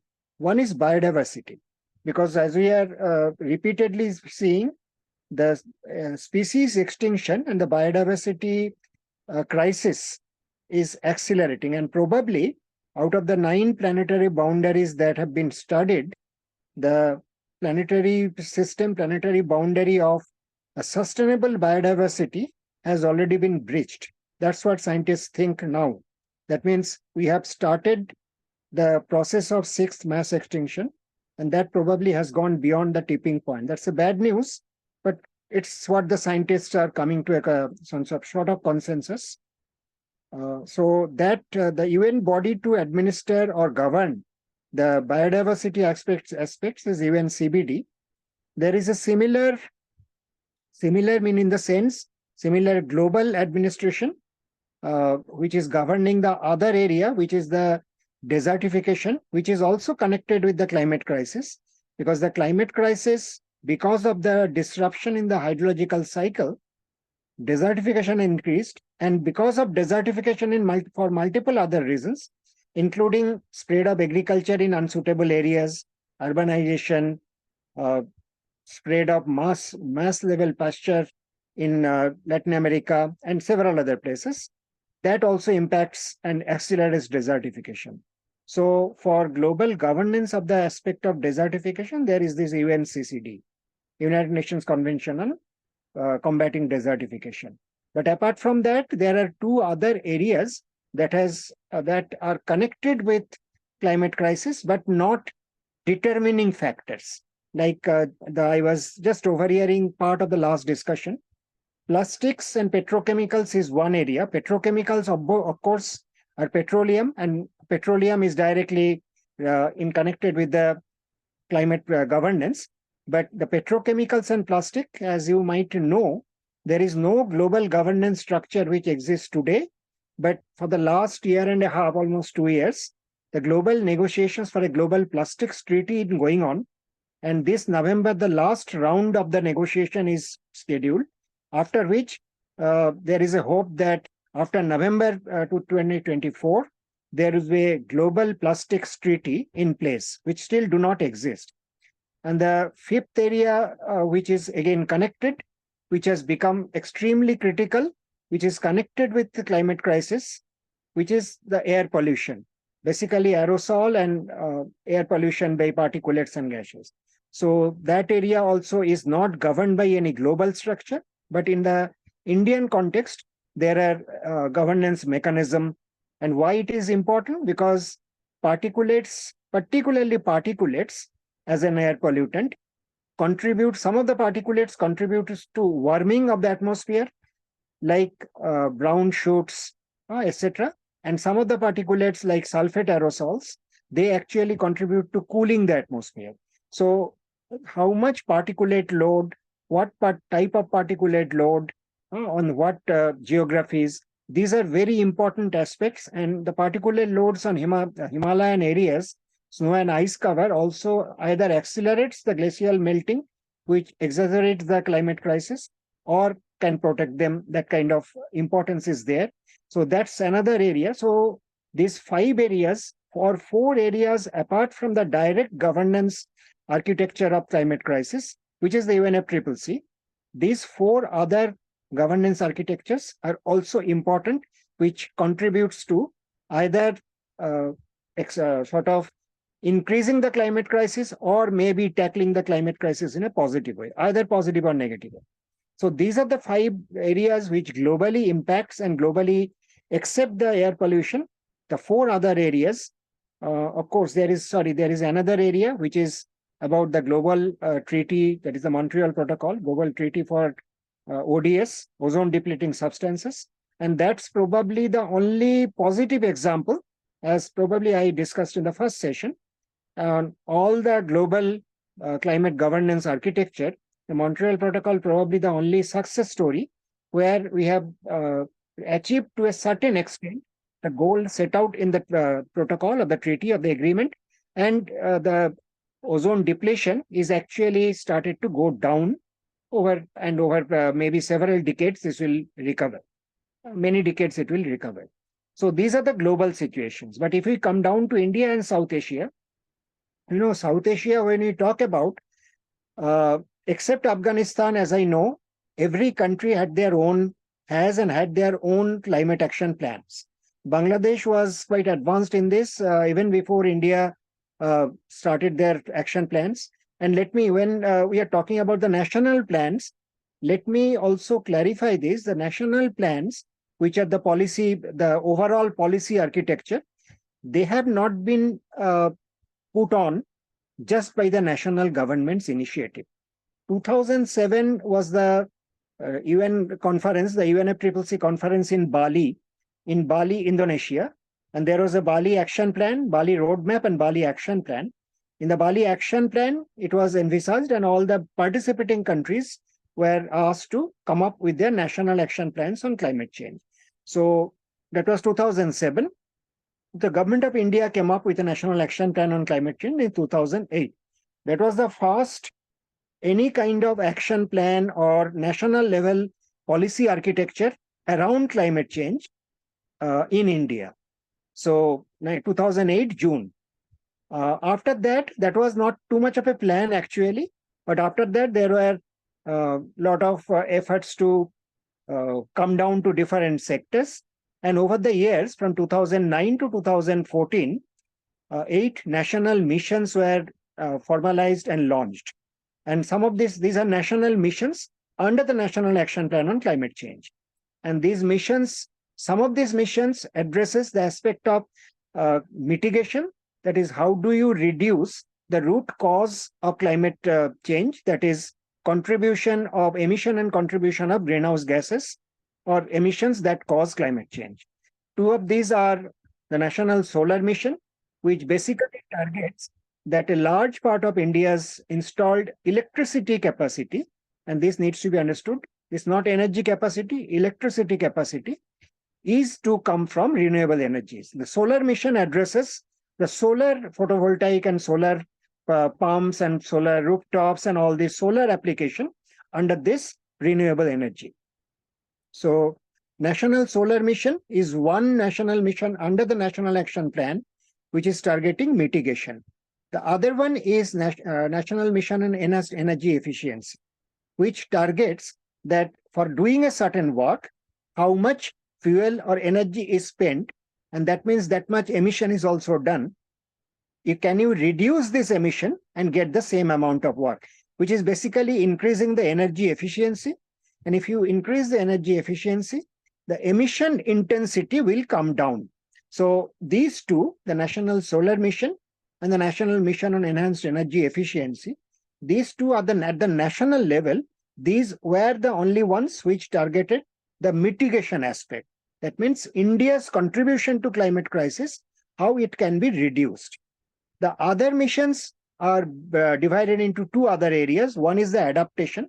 That means what changes are taking place due to the climate crisis. And it's very well known that changes are taking place faster and faster, and changes will keep taking place at least for a century and more. So how do you really adapt to that? How do you reduce your losses? How do you change your system to suit better to the emerging conditions? Those things are called adaptation. So the National Water Mission is an adaptation mission. Basically, it was supposed to be an adaptation mission. National Mission on Sustainable Agriculture, that's an adaptation mission. To support this, the National Mission on Sustaining the Himalayan Ecosystem. The Himalayas is a very fragile and very sensitive ecosystem. So the Himalayas have been taken out of the general Indian landscape, and special focus has been given to develop a mission called the National Mission on Sustaining the Himalayan Ecosystem. So that was supposed to be an integrated mission that takes care of, or should have taken care of, as it is written, that the impact of climate change in the Himalayan ecosystem, what kind of transportation, what kind of development, how do you tackle the disasters, all of these were supposed to be tackled under that mission. Then there is the National Mission for a Green India or Green India Mission, which comes out of India's third pledge in the Paris Agreement, in India's NDC. As you know that before the Paris Agreement, every member country of the UNFCCC, because the UNFCCC has something like 196 member country governments, the government represents the country. So they were asked to submit their nationally determined contribution, that what they will do to tackle climate change in multiple aspects, be it mitigation, that means reducing the cause, be it adaptation, that means how do you adapt to this changing condition, be it finance, be it technology development, be it cooperation, international cooperation. So all these are part of the NDCs. So India's NDC, the third commitment or third pledge in India's NDC was that India will increase its carbon stock through more plantations, densification of forests, etc. So by 2.5 to 3 gigatons in the 15 years from 2016 to 30. All the NDCs that have been submitted, most of these, India NDC included, is up to 2030.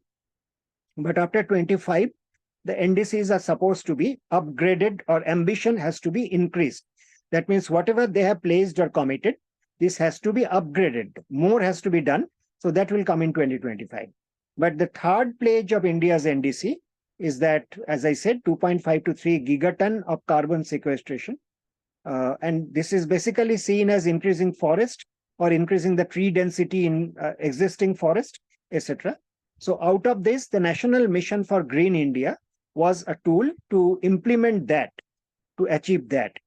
I'll talk about implementation a little later, but let me first sort of chart out how the governing architecture of climate change in India has been panned out. And so then there is this mission of National Mission of Strategic Knowledge for tackling climate change. So all these different missions are part of the National Action Plan on Climate Change. There are other missions which are not actually part of the National Mission on National Action Plan on Climate Change, but which also contribute to India's work on tackling climate change or battling climate change.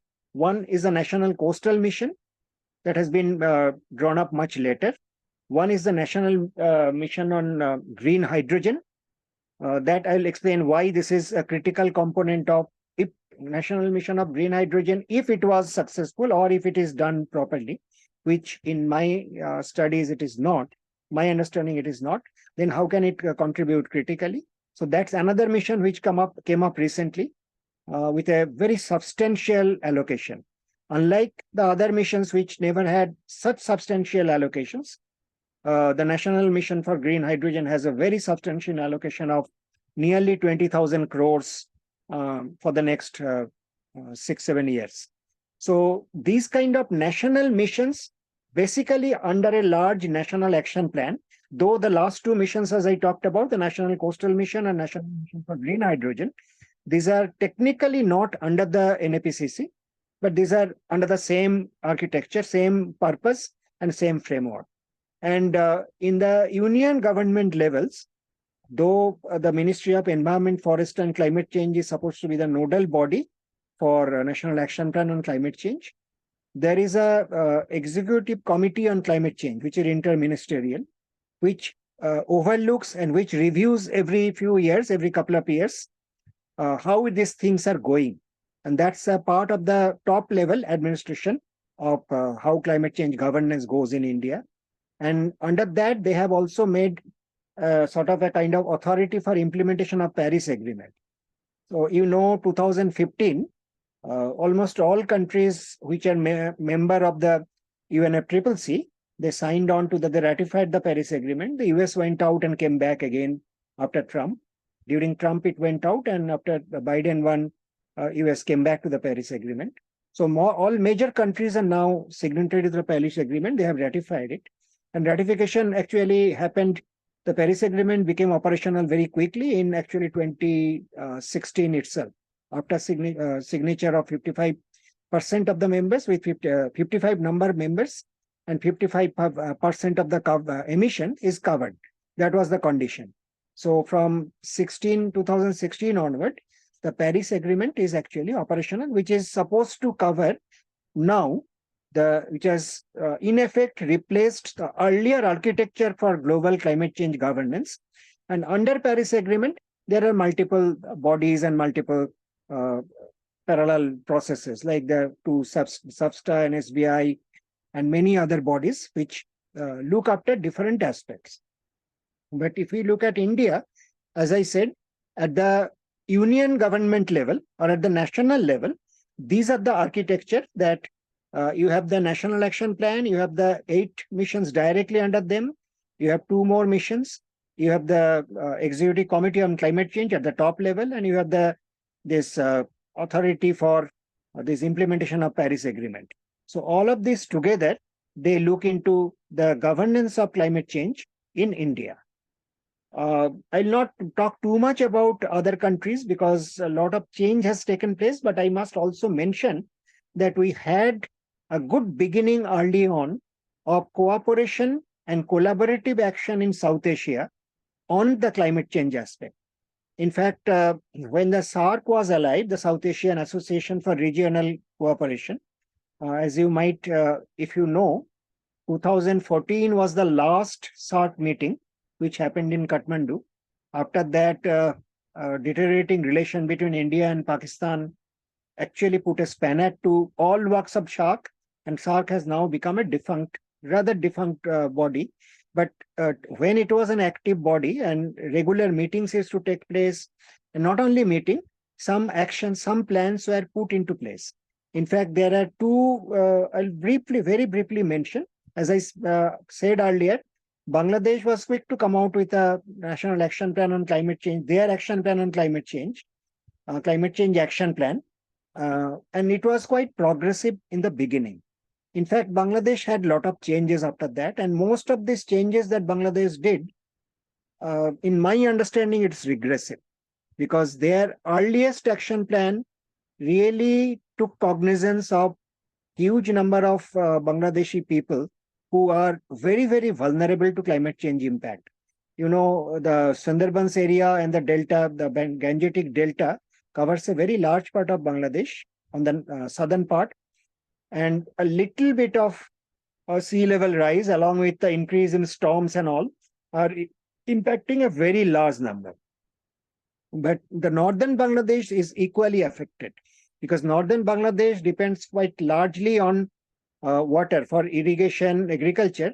It depends very largely on Tista, Tosha, and all this river. Tista is the major one. Brahmaputra, etc., comes into that. So all these rivers are transboundary rivers. Some of these comes through 3 countries, some of these come through 2 countries. But like Tista is from India, it originates in India. But Brahmaputra and several other rivers from Bhutan, India, and Bangladesh, China, India, and Bangladesh. So 3 countries, transboundary rivers. And because of climate change, transboundary rivers have multiple issues for lower riparian countries as well as upper riparian countries. But upper riparian countries, which is upstream of the river, on the upstream channel, upstream areas, they have more control over the water and water resources. So for a lower riparian country like Bangladesh, it becomes even more complicated. So those complicated issues are there. But looking at that, Bangladesh in its action plan very quickly recognized the vulnerability, and their action plan was more focused on adaptation and not so much on mitigation aspect. But as I said, later on, a lot of disturbances took place. Nepal also had its own. Afghanistan, we don't know really. Pakistan also has its own action plan. But all of these need, I'm quickly saying this because all of these need a separate assessment, and some of these have been done. Many of our friends have done. We have done very small assessments, but we have done much more detail for Indian plan. And in a sense, if you look at it, some of the plans, they have to be interconnected because some of the climate determining factors, impact factors, and what you can do in South Asia are very much connected in South Asia. Like if you look at India and Bangladesh, and the rivers and water resources are a very critical resource for adaptation to climate change, water, plus it's also a critical thing for climate-induced disasters. Rivers as one of the, like, you must be now seeing news, both in Himachal Pradesh, Uttarakhand, Sikkim, and Kerala, many places, how rivers with heavy, extremely heavy rainfalls and floods and landslides, how they are creating havoc. So if you have to respond to that for transboundary rivers, then you need cooperation between those 2 countries where the river passes. And India and Bangladesh have 54 transboundary rivers.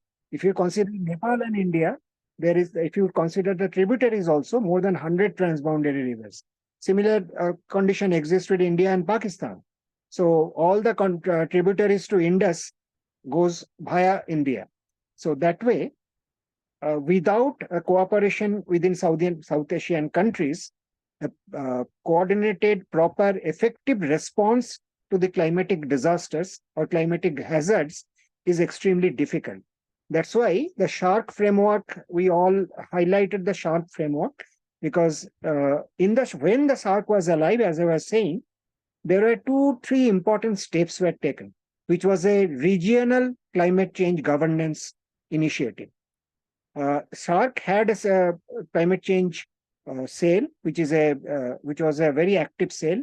Under that, on 2 meetings, one is a Thimphu declaration which exists, which again, as I said, SHARC has now become inactive because of India and Pakistan autonomy.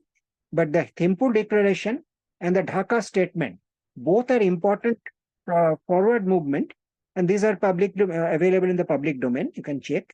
These are important progresses in tackling climate change in the South Asian context. So in that context, in a governance, as a governance response, it's a very important step. There was also a step of establishing a SHARC food bank that was supposed to be in Dhaka, not Dhaka, in Bangladesh. The work on that started. There was supposed to be a knowledge center, South Asian knowledge center on climate change, also in Bangladesh. That was also established. But then, as I said, these processes have gone under the sort of cold storage. So coming back to India, as I said, in a national scene, all these national action plan, the mission, the 8 mission directly under them, the 2 other missions, the pollution mission, which is also air pollution mission, which is also connected. And since in India, implementation in reality has to be done by the states, then under the national mission, direction was given to the states to come up with their state level climate action plan, which are called SAPCC, State Action Plan on Climate Change. So the first round of state action plans came up from 2011 to 2014, end of 14, early 15. And the second round revised state action plans on climate change, because these are supposed to be revised every 5-6 years. The second round has just ended. So in between for COVID, several states stopped working on that. So by 2023, almost all states have come up, as far as I know, have come up with their revised state action plans on climate change. But the state action plans are targeted towards multiple sectors. How agriculture is impacted and what should be done with agriculture, what kind of energy they should need, what kind of energy they should go for, and what will be the process. What about forest and forestry? What kind of urban development, water resources, similar, even tourism. So many of these have been taken under the climate change action plan, SAPCCs. So these are the below the national level governance architecture. In India, we have the state level, state action plans on climate change. But parallelly, some of the impacts, large scale impacts of climate change has to be addressed. Like one of the major areas, as all of us are now seeing, is the climate induced disasters. See, any hazard that exists need not turn into a disaster. But if we are not prepared, if our capacities are low and our vulnerabilities are higher and the response systems are weak, then that hazard often turns to disaster, which is happening in many of the climate-induced disasters. So this whole aspects of disasters is governed under the National Disaster Management Act. And unlike the climate action plans, which is governed by the Ministry of Environment, Forest and Climate Change, the disaster management aspect is governed by the Ministry of Home Affairs. So these two ministries, this I probably mentioned earlier in the first session. There is a very clear difference. There's a very large difference between the importance or weight of these two ministries. Weight means not by million tons, but the importance of the two ministries, the financial muscles and the political power of these two ministries. So the Ministry of Home Affairs is far more powerful and far bigger ministry. In India, the Ministry of Environment, Forest and Climate Change is a very minor ministry with very tiny allotment, financial budgetary allotment. If you have looked into it, for the last 3 years, it's this year it is 3,330 crores. So last 3 years, it's more or less stagnant, increasing by a few crores here and there.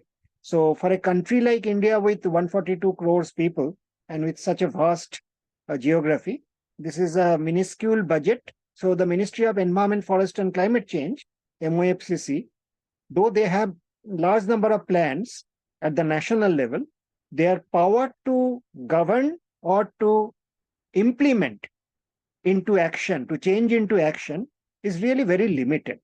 Whereas the Ministry of Home Affairs, in that sense, the Disaster Management Act, which is its tool to basically the governance mechanism for all across India to respond to the disasters, all kinds of disasters, not only climatic disasters. They are far more capable of, and they have built up a whole set, like the National Disaster Management Authority is there, then National Disaster Responses Forces. There is a National Disaster Response Force with multiple units spread across different vulnerable regions. Under the NDRF, there are National Disaster, State Disaster Response Forces. So they have built up to respond to disasters. They have built up a whole set of governance architecture and the system, the implementation mechanism.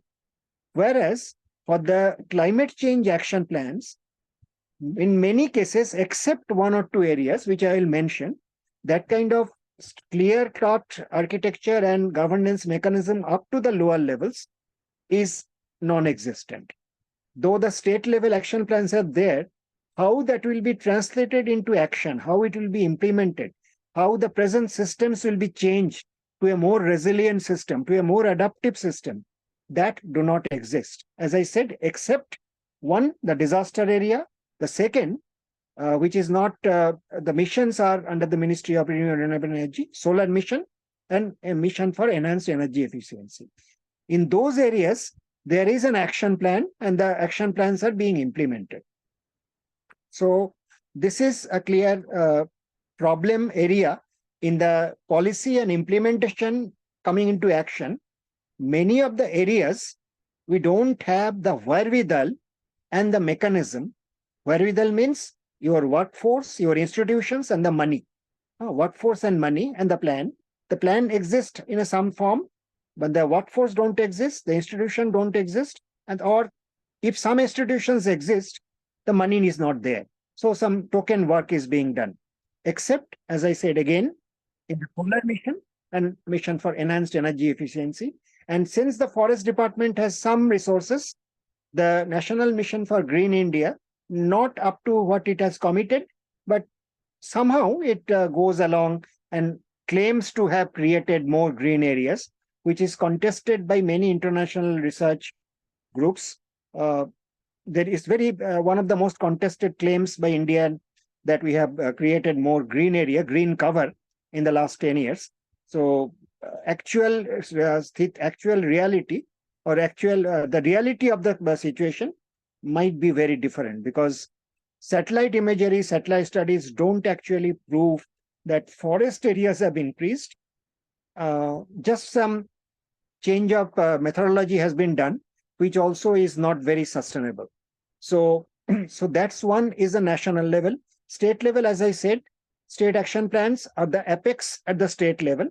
But under that, many states and under that many cities, the states have now given their cities, the municipalities, the urban local bodies into responding to climate change. And that's one good area, because in a city and in India today, probably something like 37 to 38% of the population lives in cities.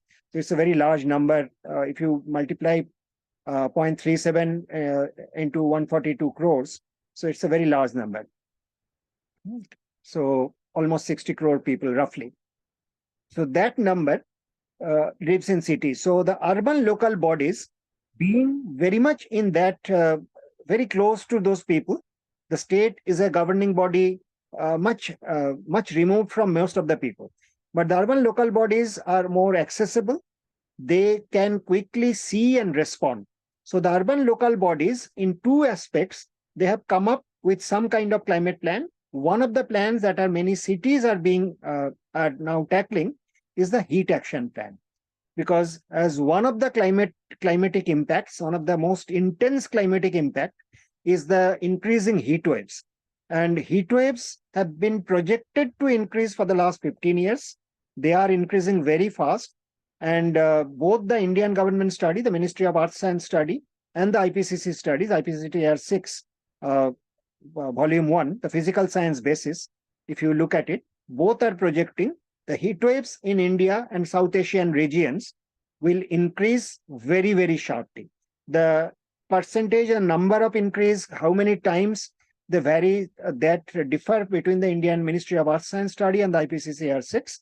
But there is a consensus that it will be increasing very sharply by several times by the 2050. So heat action plans is one critical component, governance architecture, that is needed all across South Asia. So many cities have started developing their heat action plans. But again, there are some lacunae, there is some problems in that, because the heat, how heat impacts different localities, how heat impacts different kinds of people of different classes, different working groups, that has not been actually taken into account very clearly. So in that, there is a problem, but at least many cities have started developing their heat action plans. So that is the third level in the governance architecture, the national level, after the South Asian level, as I said, which has now been almost abandoned because the SHARC do not operate. The national level, as I said, there are these 3-4 different structures, the state level, and then the urban local bodies. The heat action plans are the most visible. There are several flood action plans in flood-prone zones, but those flood action plans have actually been neither received as much attention as the heat action plans, nor been implemented apart from just rescue and relief. It has been limited to rescue and relief, not kind of predicting, projection, mapping, those essential elements, and then citizen participation in preparation and in responding. all these aspects are lacking. Heat action plans are a little better in that sense. Several cities have done even public consultations on heat action plans, not all, but still there are lacunae in that. So these are the city level planning. Apart from that, this is again, these heat action plans are under the urban local bodies. The disaster management aspect, which is under the Ministry of Home Affairs, the top level governance is Ministry of Home Affairs, the Union Ministry of Home Affairs, then the National Disaster Management Authority, and the SDMS, State Disaster Management Authorities. In that, there is an attempt to develop district level plans, district disaster management plan of actions, which has started well, but which has not been because we are talking about what are the plans and policies and how they are implemented and what are the actions. So all of these, the plans have started, but the implementation you hardly see on the ground level. Over the last 4 or 5 years, there is a massive increase in urban flooding. Earlier, the flooding was mostly heard about in rural areas, river valleys, but now urban flooding has increased tremendously. Multiple reasons. The climate is one reason, as I explained on the first day, but the mismanagement and blocking of channels, drainage channels, etc., are also another reasons. So all these and the total concretization of cities where the water cannot percolate, so they come into the lower places to flood the areas. So that is the kind of thing that is happening regularly. That implementation action is very weak. Let me just quickly talk about what are the way forwards that we see in multiple aspects. One, the mitigation. I'll also talk about the governance mechanisms which are being talked about outside the UN. Because when we talk about the international governance, the national governance, we think formally the UN is the only body which can do actually this kind of or initiate this kind of thing. It's true, the UN is doing, but beyond the UN initiative, there are other global initiatives of trying to bring another routes of attack to the climate crisis. One is very important, is the effort to bring a treaty for fossil fuel non-proliferation. That is Fossil Fuel Non-Proliferation Treaty, which is started by the global civil society, which is negotiating with a lot of governments, the national governments. I think some 40, 45 governments, I'm not sure about that, but number of governments have agreed to join that, looking at the seriousness of the climate crisis. These do not have an official stamp of approval by the UN or the major bodies, but this is progressing with a lot of governments subscribing to that. So that's one very important aspect. Then there are other aspects of that, which basically talks about how the global finance flows for addressing the climate crisis on two aspects, on both mitigation and adaptation, how these flows had to be controlled and diverted. Because even now, a very large amount of public financing, global public financing, that is international public financing, is going to create climate crisis. That means they are going to the fossil fuels, they are going to create infrastructure which is harmful to the climate, to respond to the climate crisis. So there are international efforts to put a control over that and bring that into line, because officially the negotiations, not commitments, but desires have been, statements have been given earlier that roughly 50% of the public financing for climate change will be going for adaptation. It has not happened. It has been stated intention of many international financial institutions and several governments, but it remained in that. Of course, it has increased a little bit, but nothing to really talk about. So this kind of global initiative, which is a sort of architecture from outside the UN and the national initiatives, are also happening. So whatever action we now need is actually looking at the status of the climate crisis, where we stand today, and how much time do we have to really have effective measures. If you go by even IPCC's conservative estimates, we have around 6 years, hardly 6 years, 5.5 years, 6 years, for actually bringing down global emissions by half, 50%. That's not happening. There's now no way that will happen. What that means is the number and intensity of the extreme events and the slow onset events of the climatic disasters will increase. They are increasing and they will increase, which is a given now. And that will happen till at least till the end of the century, because most of these greenhouse gases, like the carbon dioxide, has an atmospheric life of 500 to 1,000 years. So even if you are able to do something by 2050, to achieve something by 2050, the actions will not be actually effective for a few hundred years. The come down, the reduction action.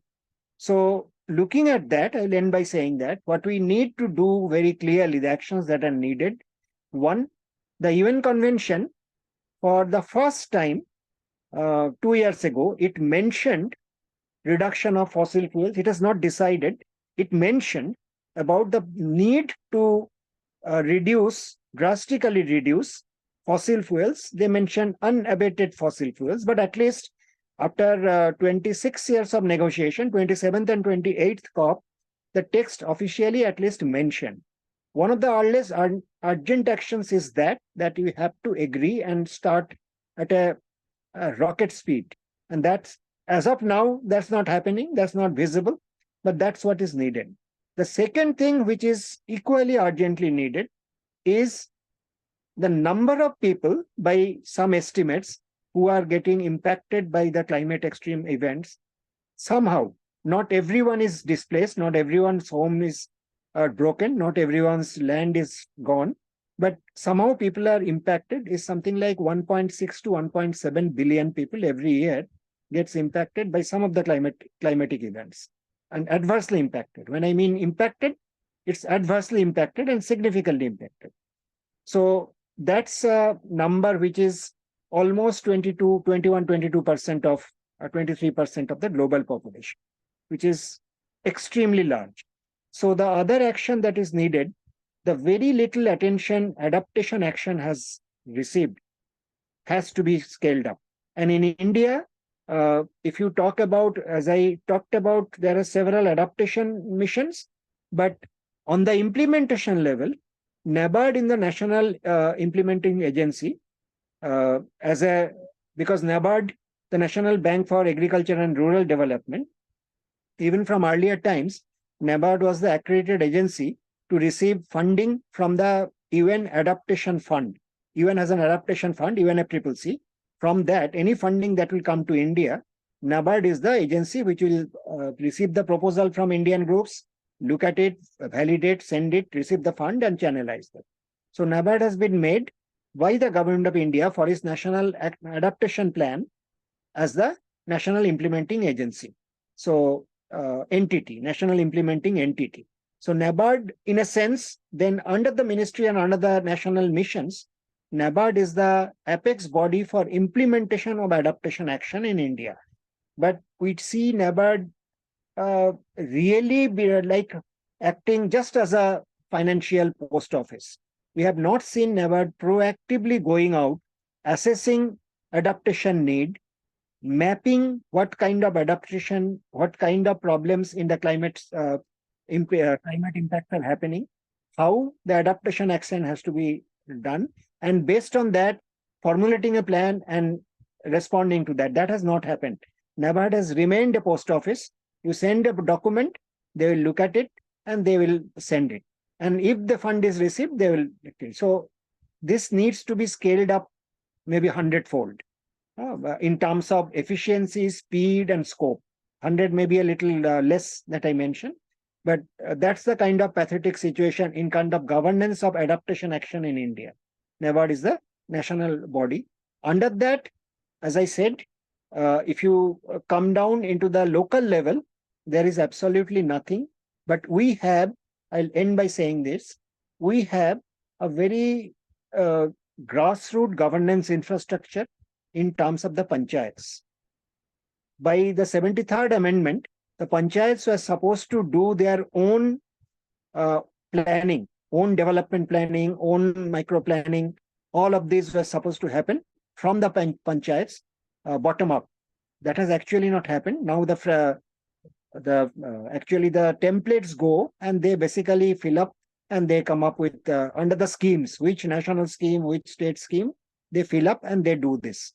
That has to change, and there is a possibility, because at least not active at this point on the response to climate crisis, but there is a possibility that the grassroots governing architecture of panchayats upward, panchayat, jila panchayat, then block level, and then jila parishad, this architecture can be activated and empowered. They can be trained, they can be funded, and then the local level climate action can actually happen. So we have the governance architecture that needs to be connected with the climate crisis response, and then only we'll be able to really reach out and respond in a fashion that crores and crores of people every year who are impacted very badly will be having some kind of relief and will have some empowerment to respond to that. So this is generally the scene of policies, implementation, and whatever action that is happening and not happening and is needed. Now let me stop here for the time being, and let me take questions and then respond to that. Thank you, sir, for sharing your valuable insights on the topic. I now request Bhargavi ma'am to kindly give her remarks on the session. And in the meantime, participants can either raise hands or put their questions in the Q&A box or the chat box. Over to you, ma'am. Thank you, Sarah. Thank you, Soumya, for that very comprehensive, presentation of everything that is happening from a climate change governance perspective. You broke it down so beautifully, the bodies at the international level, the national level, and eventually brought it down to the panchayat level. You highlighted many of the existing plans and the challenges at every level of these plans. And also thank you for highlighting what you feel about the national mission for green hydrogen and the national coastal mission, where a lot of challenges are already being raised. And also all this state level action plans and the major gaps. I mean, everything was so informative and so beautifully presented. I think we should give a little bit more time to our participants for their questions. So I will not say much, but thank you so much. That was very, very informative, and it gave an umbrella of everything that is happening from a climate change governance perspective. Thank you. Thank you for your comments, ma'am.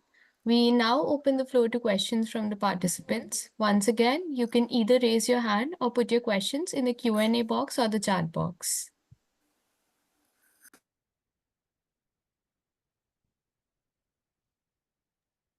Yeah, so we do have questions in the Q&A box. I'll just go ahead with Jay Pawarji's question. He's asking, in all these national missions. Jay can ask it. Okay, Jayji, if you're able to unmute, please ask.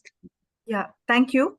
Okay. Sir, thank you for a wonderful insight. I mean, you make it sound so clear, but it's so very complex actually. So my question here, since I belong to the non-profit fraternity, my question here is that, so there is, all these national missions are there, but, do NGOs feature anywhere in terms of any implementing or executing role?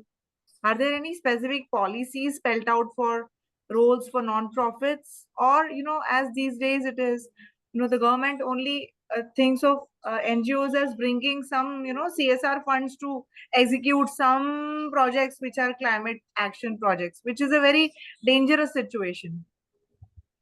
See, So under the yeah. under the national missions, there is actually no space for NGOs. But as I said, under the adaptation plan, if NGOs has a good adaptation plan for an area, or looking at a geography or a community, they can approach NABARD, and they can actually they can also ask for fund from NABARD, or they can ask for from adaptation fund through NABARD. So there is this possibility, but the national missions are administered by the government bodies. So some places government, when that comes into a government kind of scheme, then NGOs have a stand. But the missions are overarching bodies. Right. Like, see, some places, the National Solar Mission, they have in their outreach, they have taken help of NGOs. Like the Solar Mission is not only about the total target of 100 gigawatt of installed solar power by 2022, which is over, but it's also about so many millions of solar farms, solar pumps for irrigation, so many 1,000 megawatt of rooftop solar. So in those spaces, some NGOs have found space to work, and there is a possibility. Okay, sir. Thank you very much.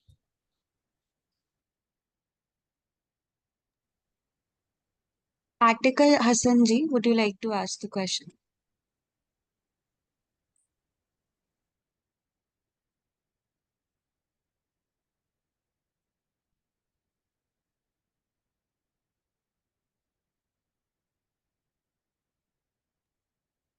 Sarah, you can read it out. Atika's question. Yeah. Yeah, sure, I will. Atika's first question is, how much importance is climate-induced displacement given in the NAPs in South Asian countries? See, climate-induced displacement have been given importance only by Bangladesh. Now, I have been looking at it for the last 10 years. The Bangladesh government and the Bangladesh NGOs, they have taken up the issue of climate force migrants very seriously. And they had actually started negotiating. They took a, not that, let me correct myself. It's not they have started the negotiation, but they have taken up a very active position in negotiating with the UN, because the climate, the environmental causes of displacement is not given all the recognition that a political displacement by political conflict is given. So the status of refugees, that is one thing. The second thing is they are also taking up, along with other groups, the right to migrate due to climate extremes. So that is a one very important area that has been taken up, and where the Bangladesh government and the Bangladesh NGOs, of course, with the present situation in Bangladesh, I don't know what will happen. But till before that, I was also actively involved. I have taken part in several international meetings on these issues with some Bangladesh groups and also Bangladesh government representatives. But unfortunately, the government of India, in spite of us repeatedly bringing this up, they have not really listened to that. See, after the 2013 Uttarakhand disaster, and when we are talking about displacement, it's not only across national borders, it's also internal displacement. And internal displacement due to climatic extremes and climate impacts is happening in very large scale in India. Thousands of families have been displaced from Odisha, from West Bengal. Now families are getting displaced from Kerala. Families have been displaced from mountain states because of continuous. And recently, the things that has happened in Kerala and with Himachal and Uttarakhand, hundreds and hundreds of families are displaced. So the rights of those displaced people are still decided ad hoc. Like, this is a disaster, the state government decides to give them an alternative plot or not. It decides based on their present mood or present political pressure. But as a policy, the right of climate forced migrants is not accepted, and the government of India and none of the state governments are actually very active.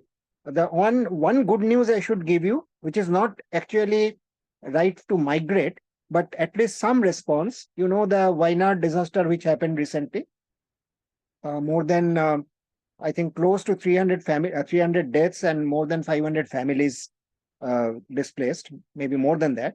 So there is a collective action, and the Kerala State Cooperative Bank took a decision to write off the loans of the families which have been affected, whose houses have been broken, who people have died, who have got displaced. That's not a right to complete resettlement, but at least one small step, that any loans that they have that have been written off. This is not by all private banks, it's by the state cooperative bank. So this kind of initiatives are starting, but it's very little. And any other South Asian country, this thing has not been taken up. But of course, Bangladesh, till some time back, they were quite active, both as a government and their civil society. And this is an active negotiation phase. And the numbers will be Thank very you for long. your Sorry, go ahead. Thank you for your detailed answer, sir. The second question is, can you comment on the relation between climate-induced displacement and climate justice with particular context of South Asia? See, in climate-induced displacement and climate justice, the relationship is very clear, because those who are getting displaced have nearly not contributed any in major way to creating this crisis. So in a sense, it's a very strong injustice and in a very large scale injustice.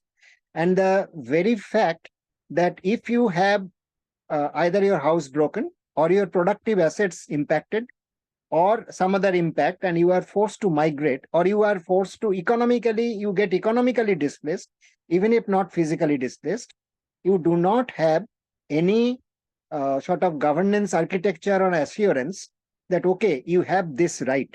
There is no rights framework in this. Unless there is a rights framework, of course, even if there is a rights framework, full justice is not done. Because if somebody loses the house, getting another house is not full compensation. Because like what is happening in Joshimath now. Joshimath is not climatic. It's a different thing. But entire town is getting sinking, displacement is happening. So all of this, even if they are, supposing they are resettled in several places, it do not compensate for the loss of community, for the loss of culture, loss of togetherness. So in a sense, there is no justice in that as of now. As I said, the questions of climate justice to really restore communities is still nowhere in sight in the international negotiation. What is now being discussed is the right of migrants, that right to migrate and right to rehabilitation. These are being discussed. So the loss and damage, which the fund has been created, governments have technically accepted that, but it's a very major fund as of now. But that do not, I am repeating again, and I'm repeating that do not create a full justice framework. That's a partial justice framework. That even if those come in, the affected people will get some compensation, and they probably will have a right to migrate to some other place within the political boundary. Now, let me just finish this answer with this. Look at India and Bangladesh.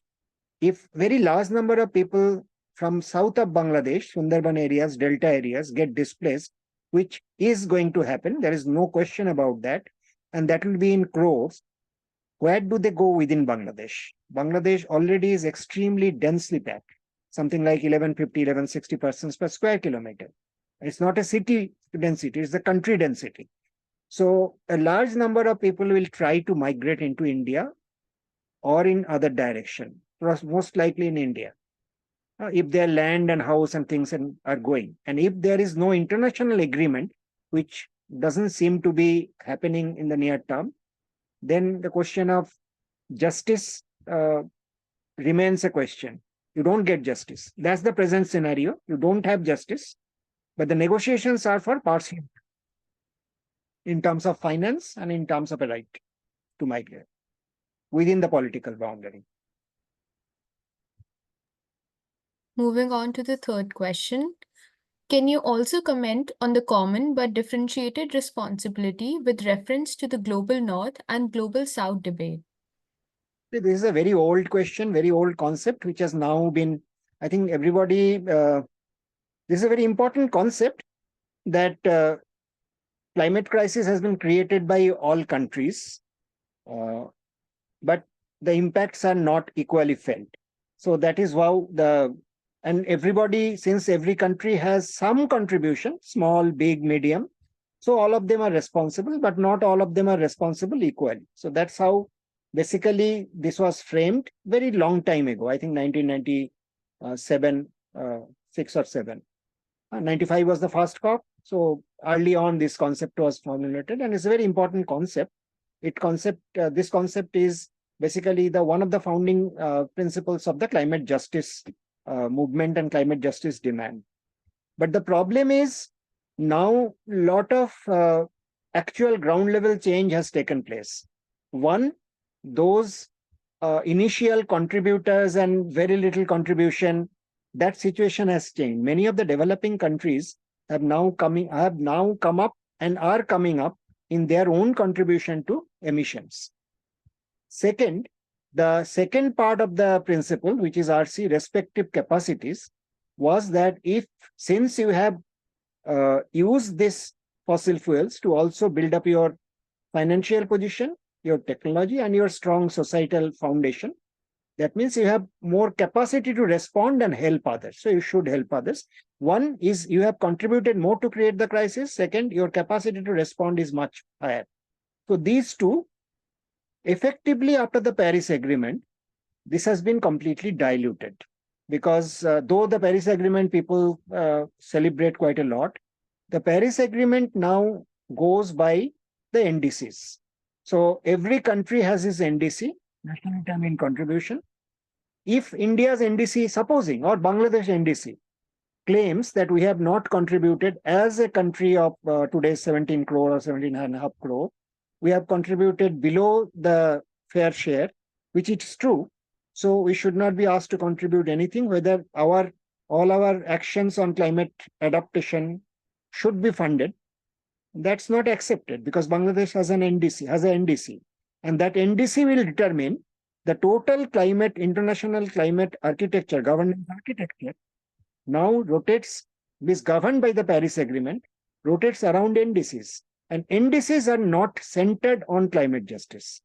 Climate justice is arising out of this differentiated responsibilities. So it remains on paper, but after Paris Agreement and the NDC architecture, it's very dilute now. It's not very effective now.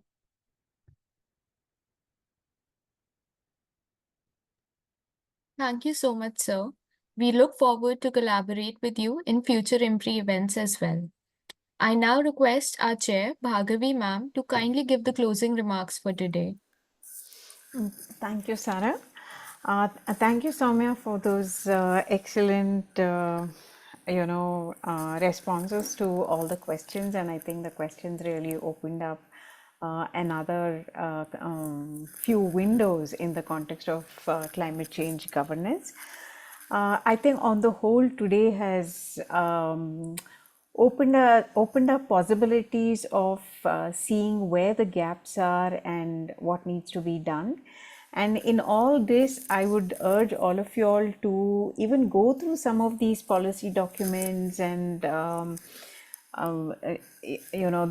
many state level action plans and the national level action plans, and even do a word search for the word gender or woman or adults and girl, and you will see that there will be very little mention of this. So that will also tell you how in many of these action plans there will be very little importance given to women. And in the earlier session we learned how much women and climate change tends to impact gender itself, not just women, but it is also the LGBTQ community, adults and girls, senior citizens and others.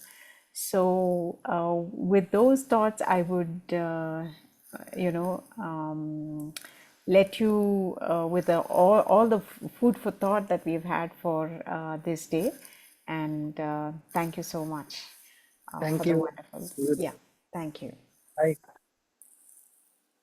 Thank you, ma'am. With your permission, we would like to move on to the formal vote of thanks. Sure. As we come to the end of day 3 of understanding the nuances of climate change in the Indian subcontinent, Cohort 2.0, an online international monsoon school program, a 2-month immersive online introductory certificate training course organized by IMPRI, I, Sara Ansari, researcher at IMPRI, Impact and Policy Research Institute, would like to propose the formal vote of thanks on behalf of the IMPRI Center for Environment, Climate Change and Sustainable Development, New Delhi. We are grateful to our experts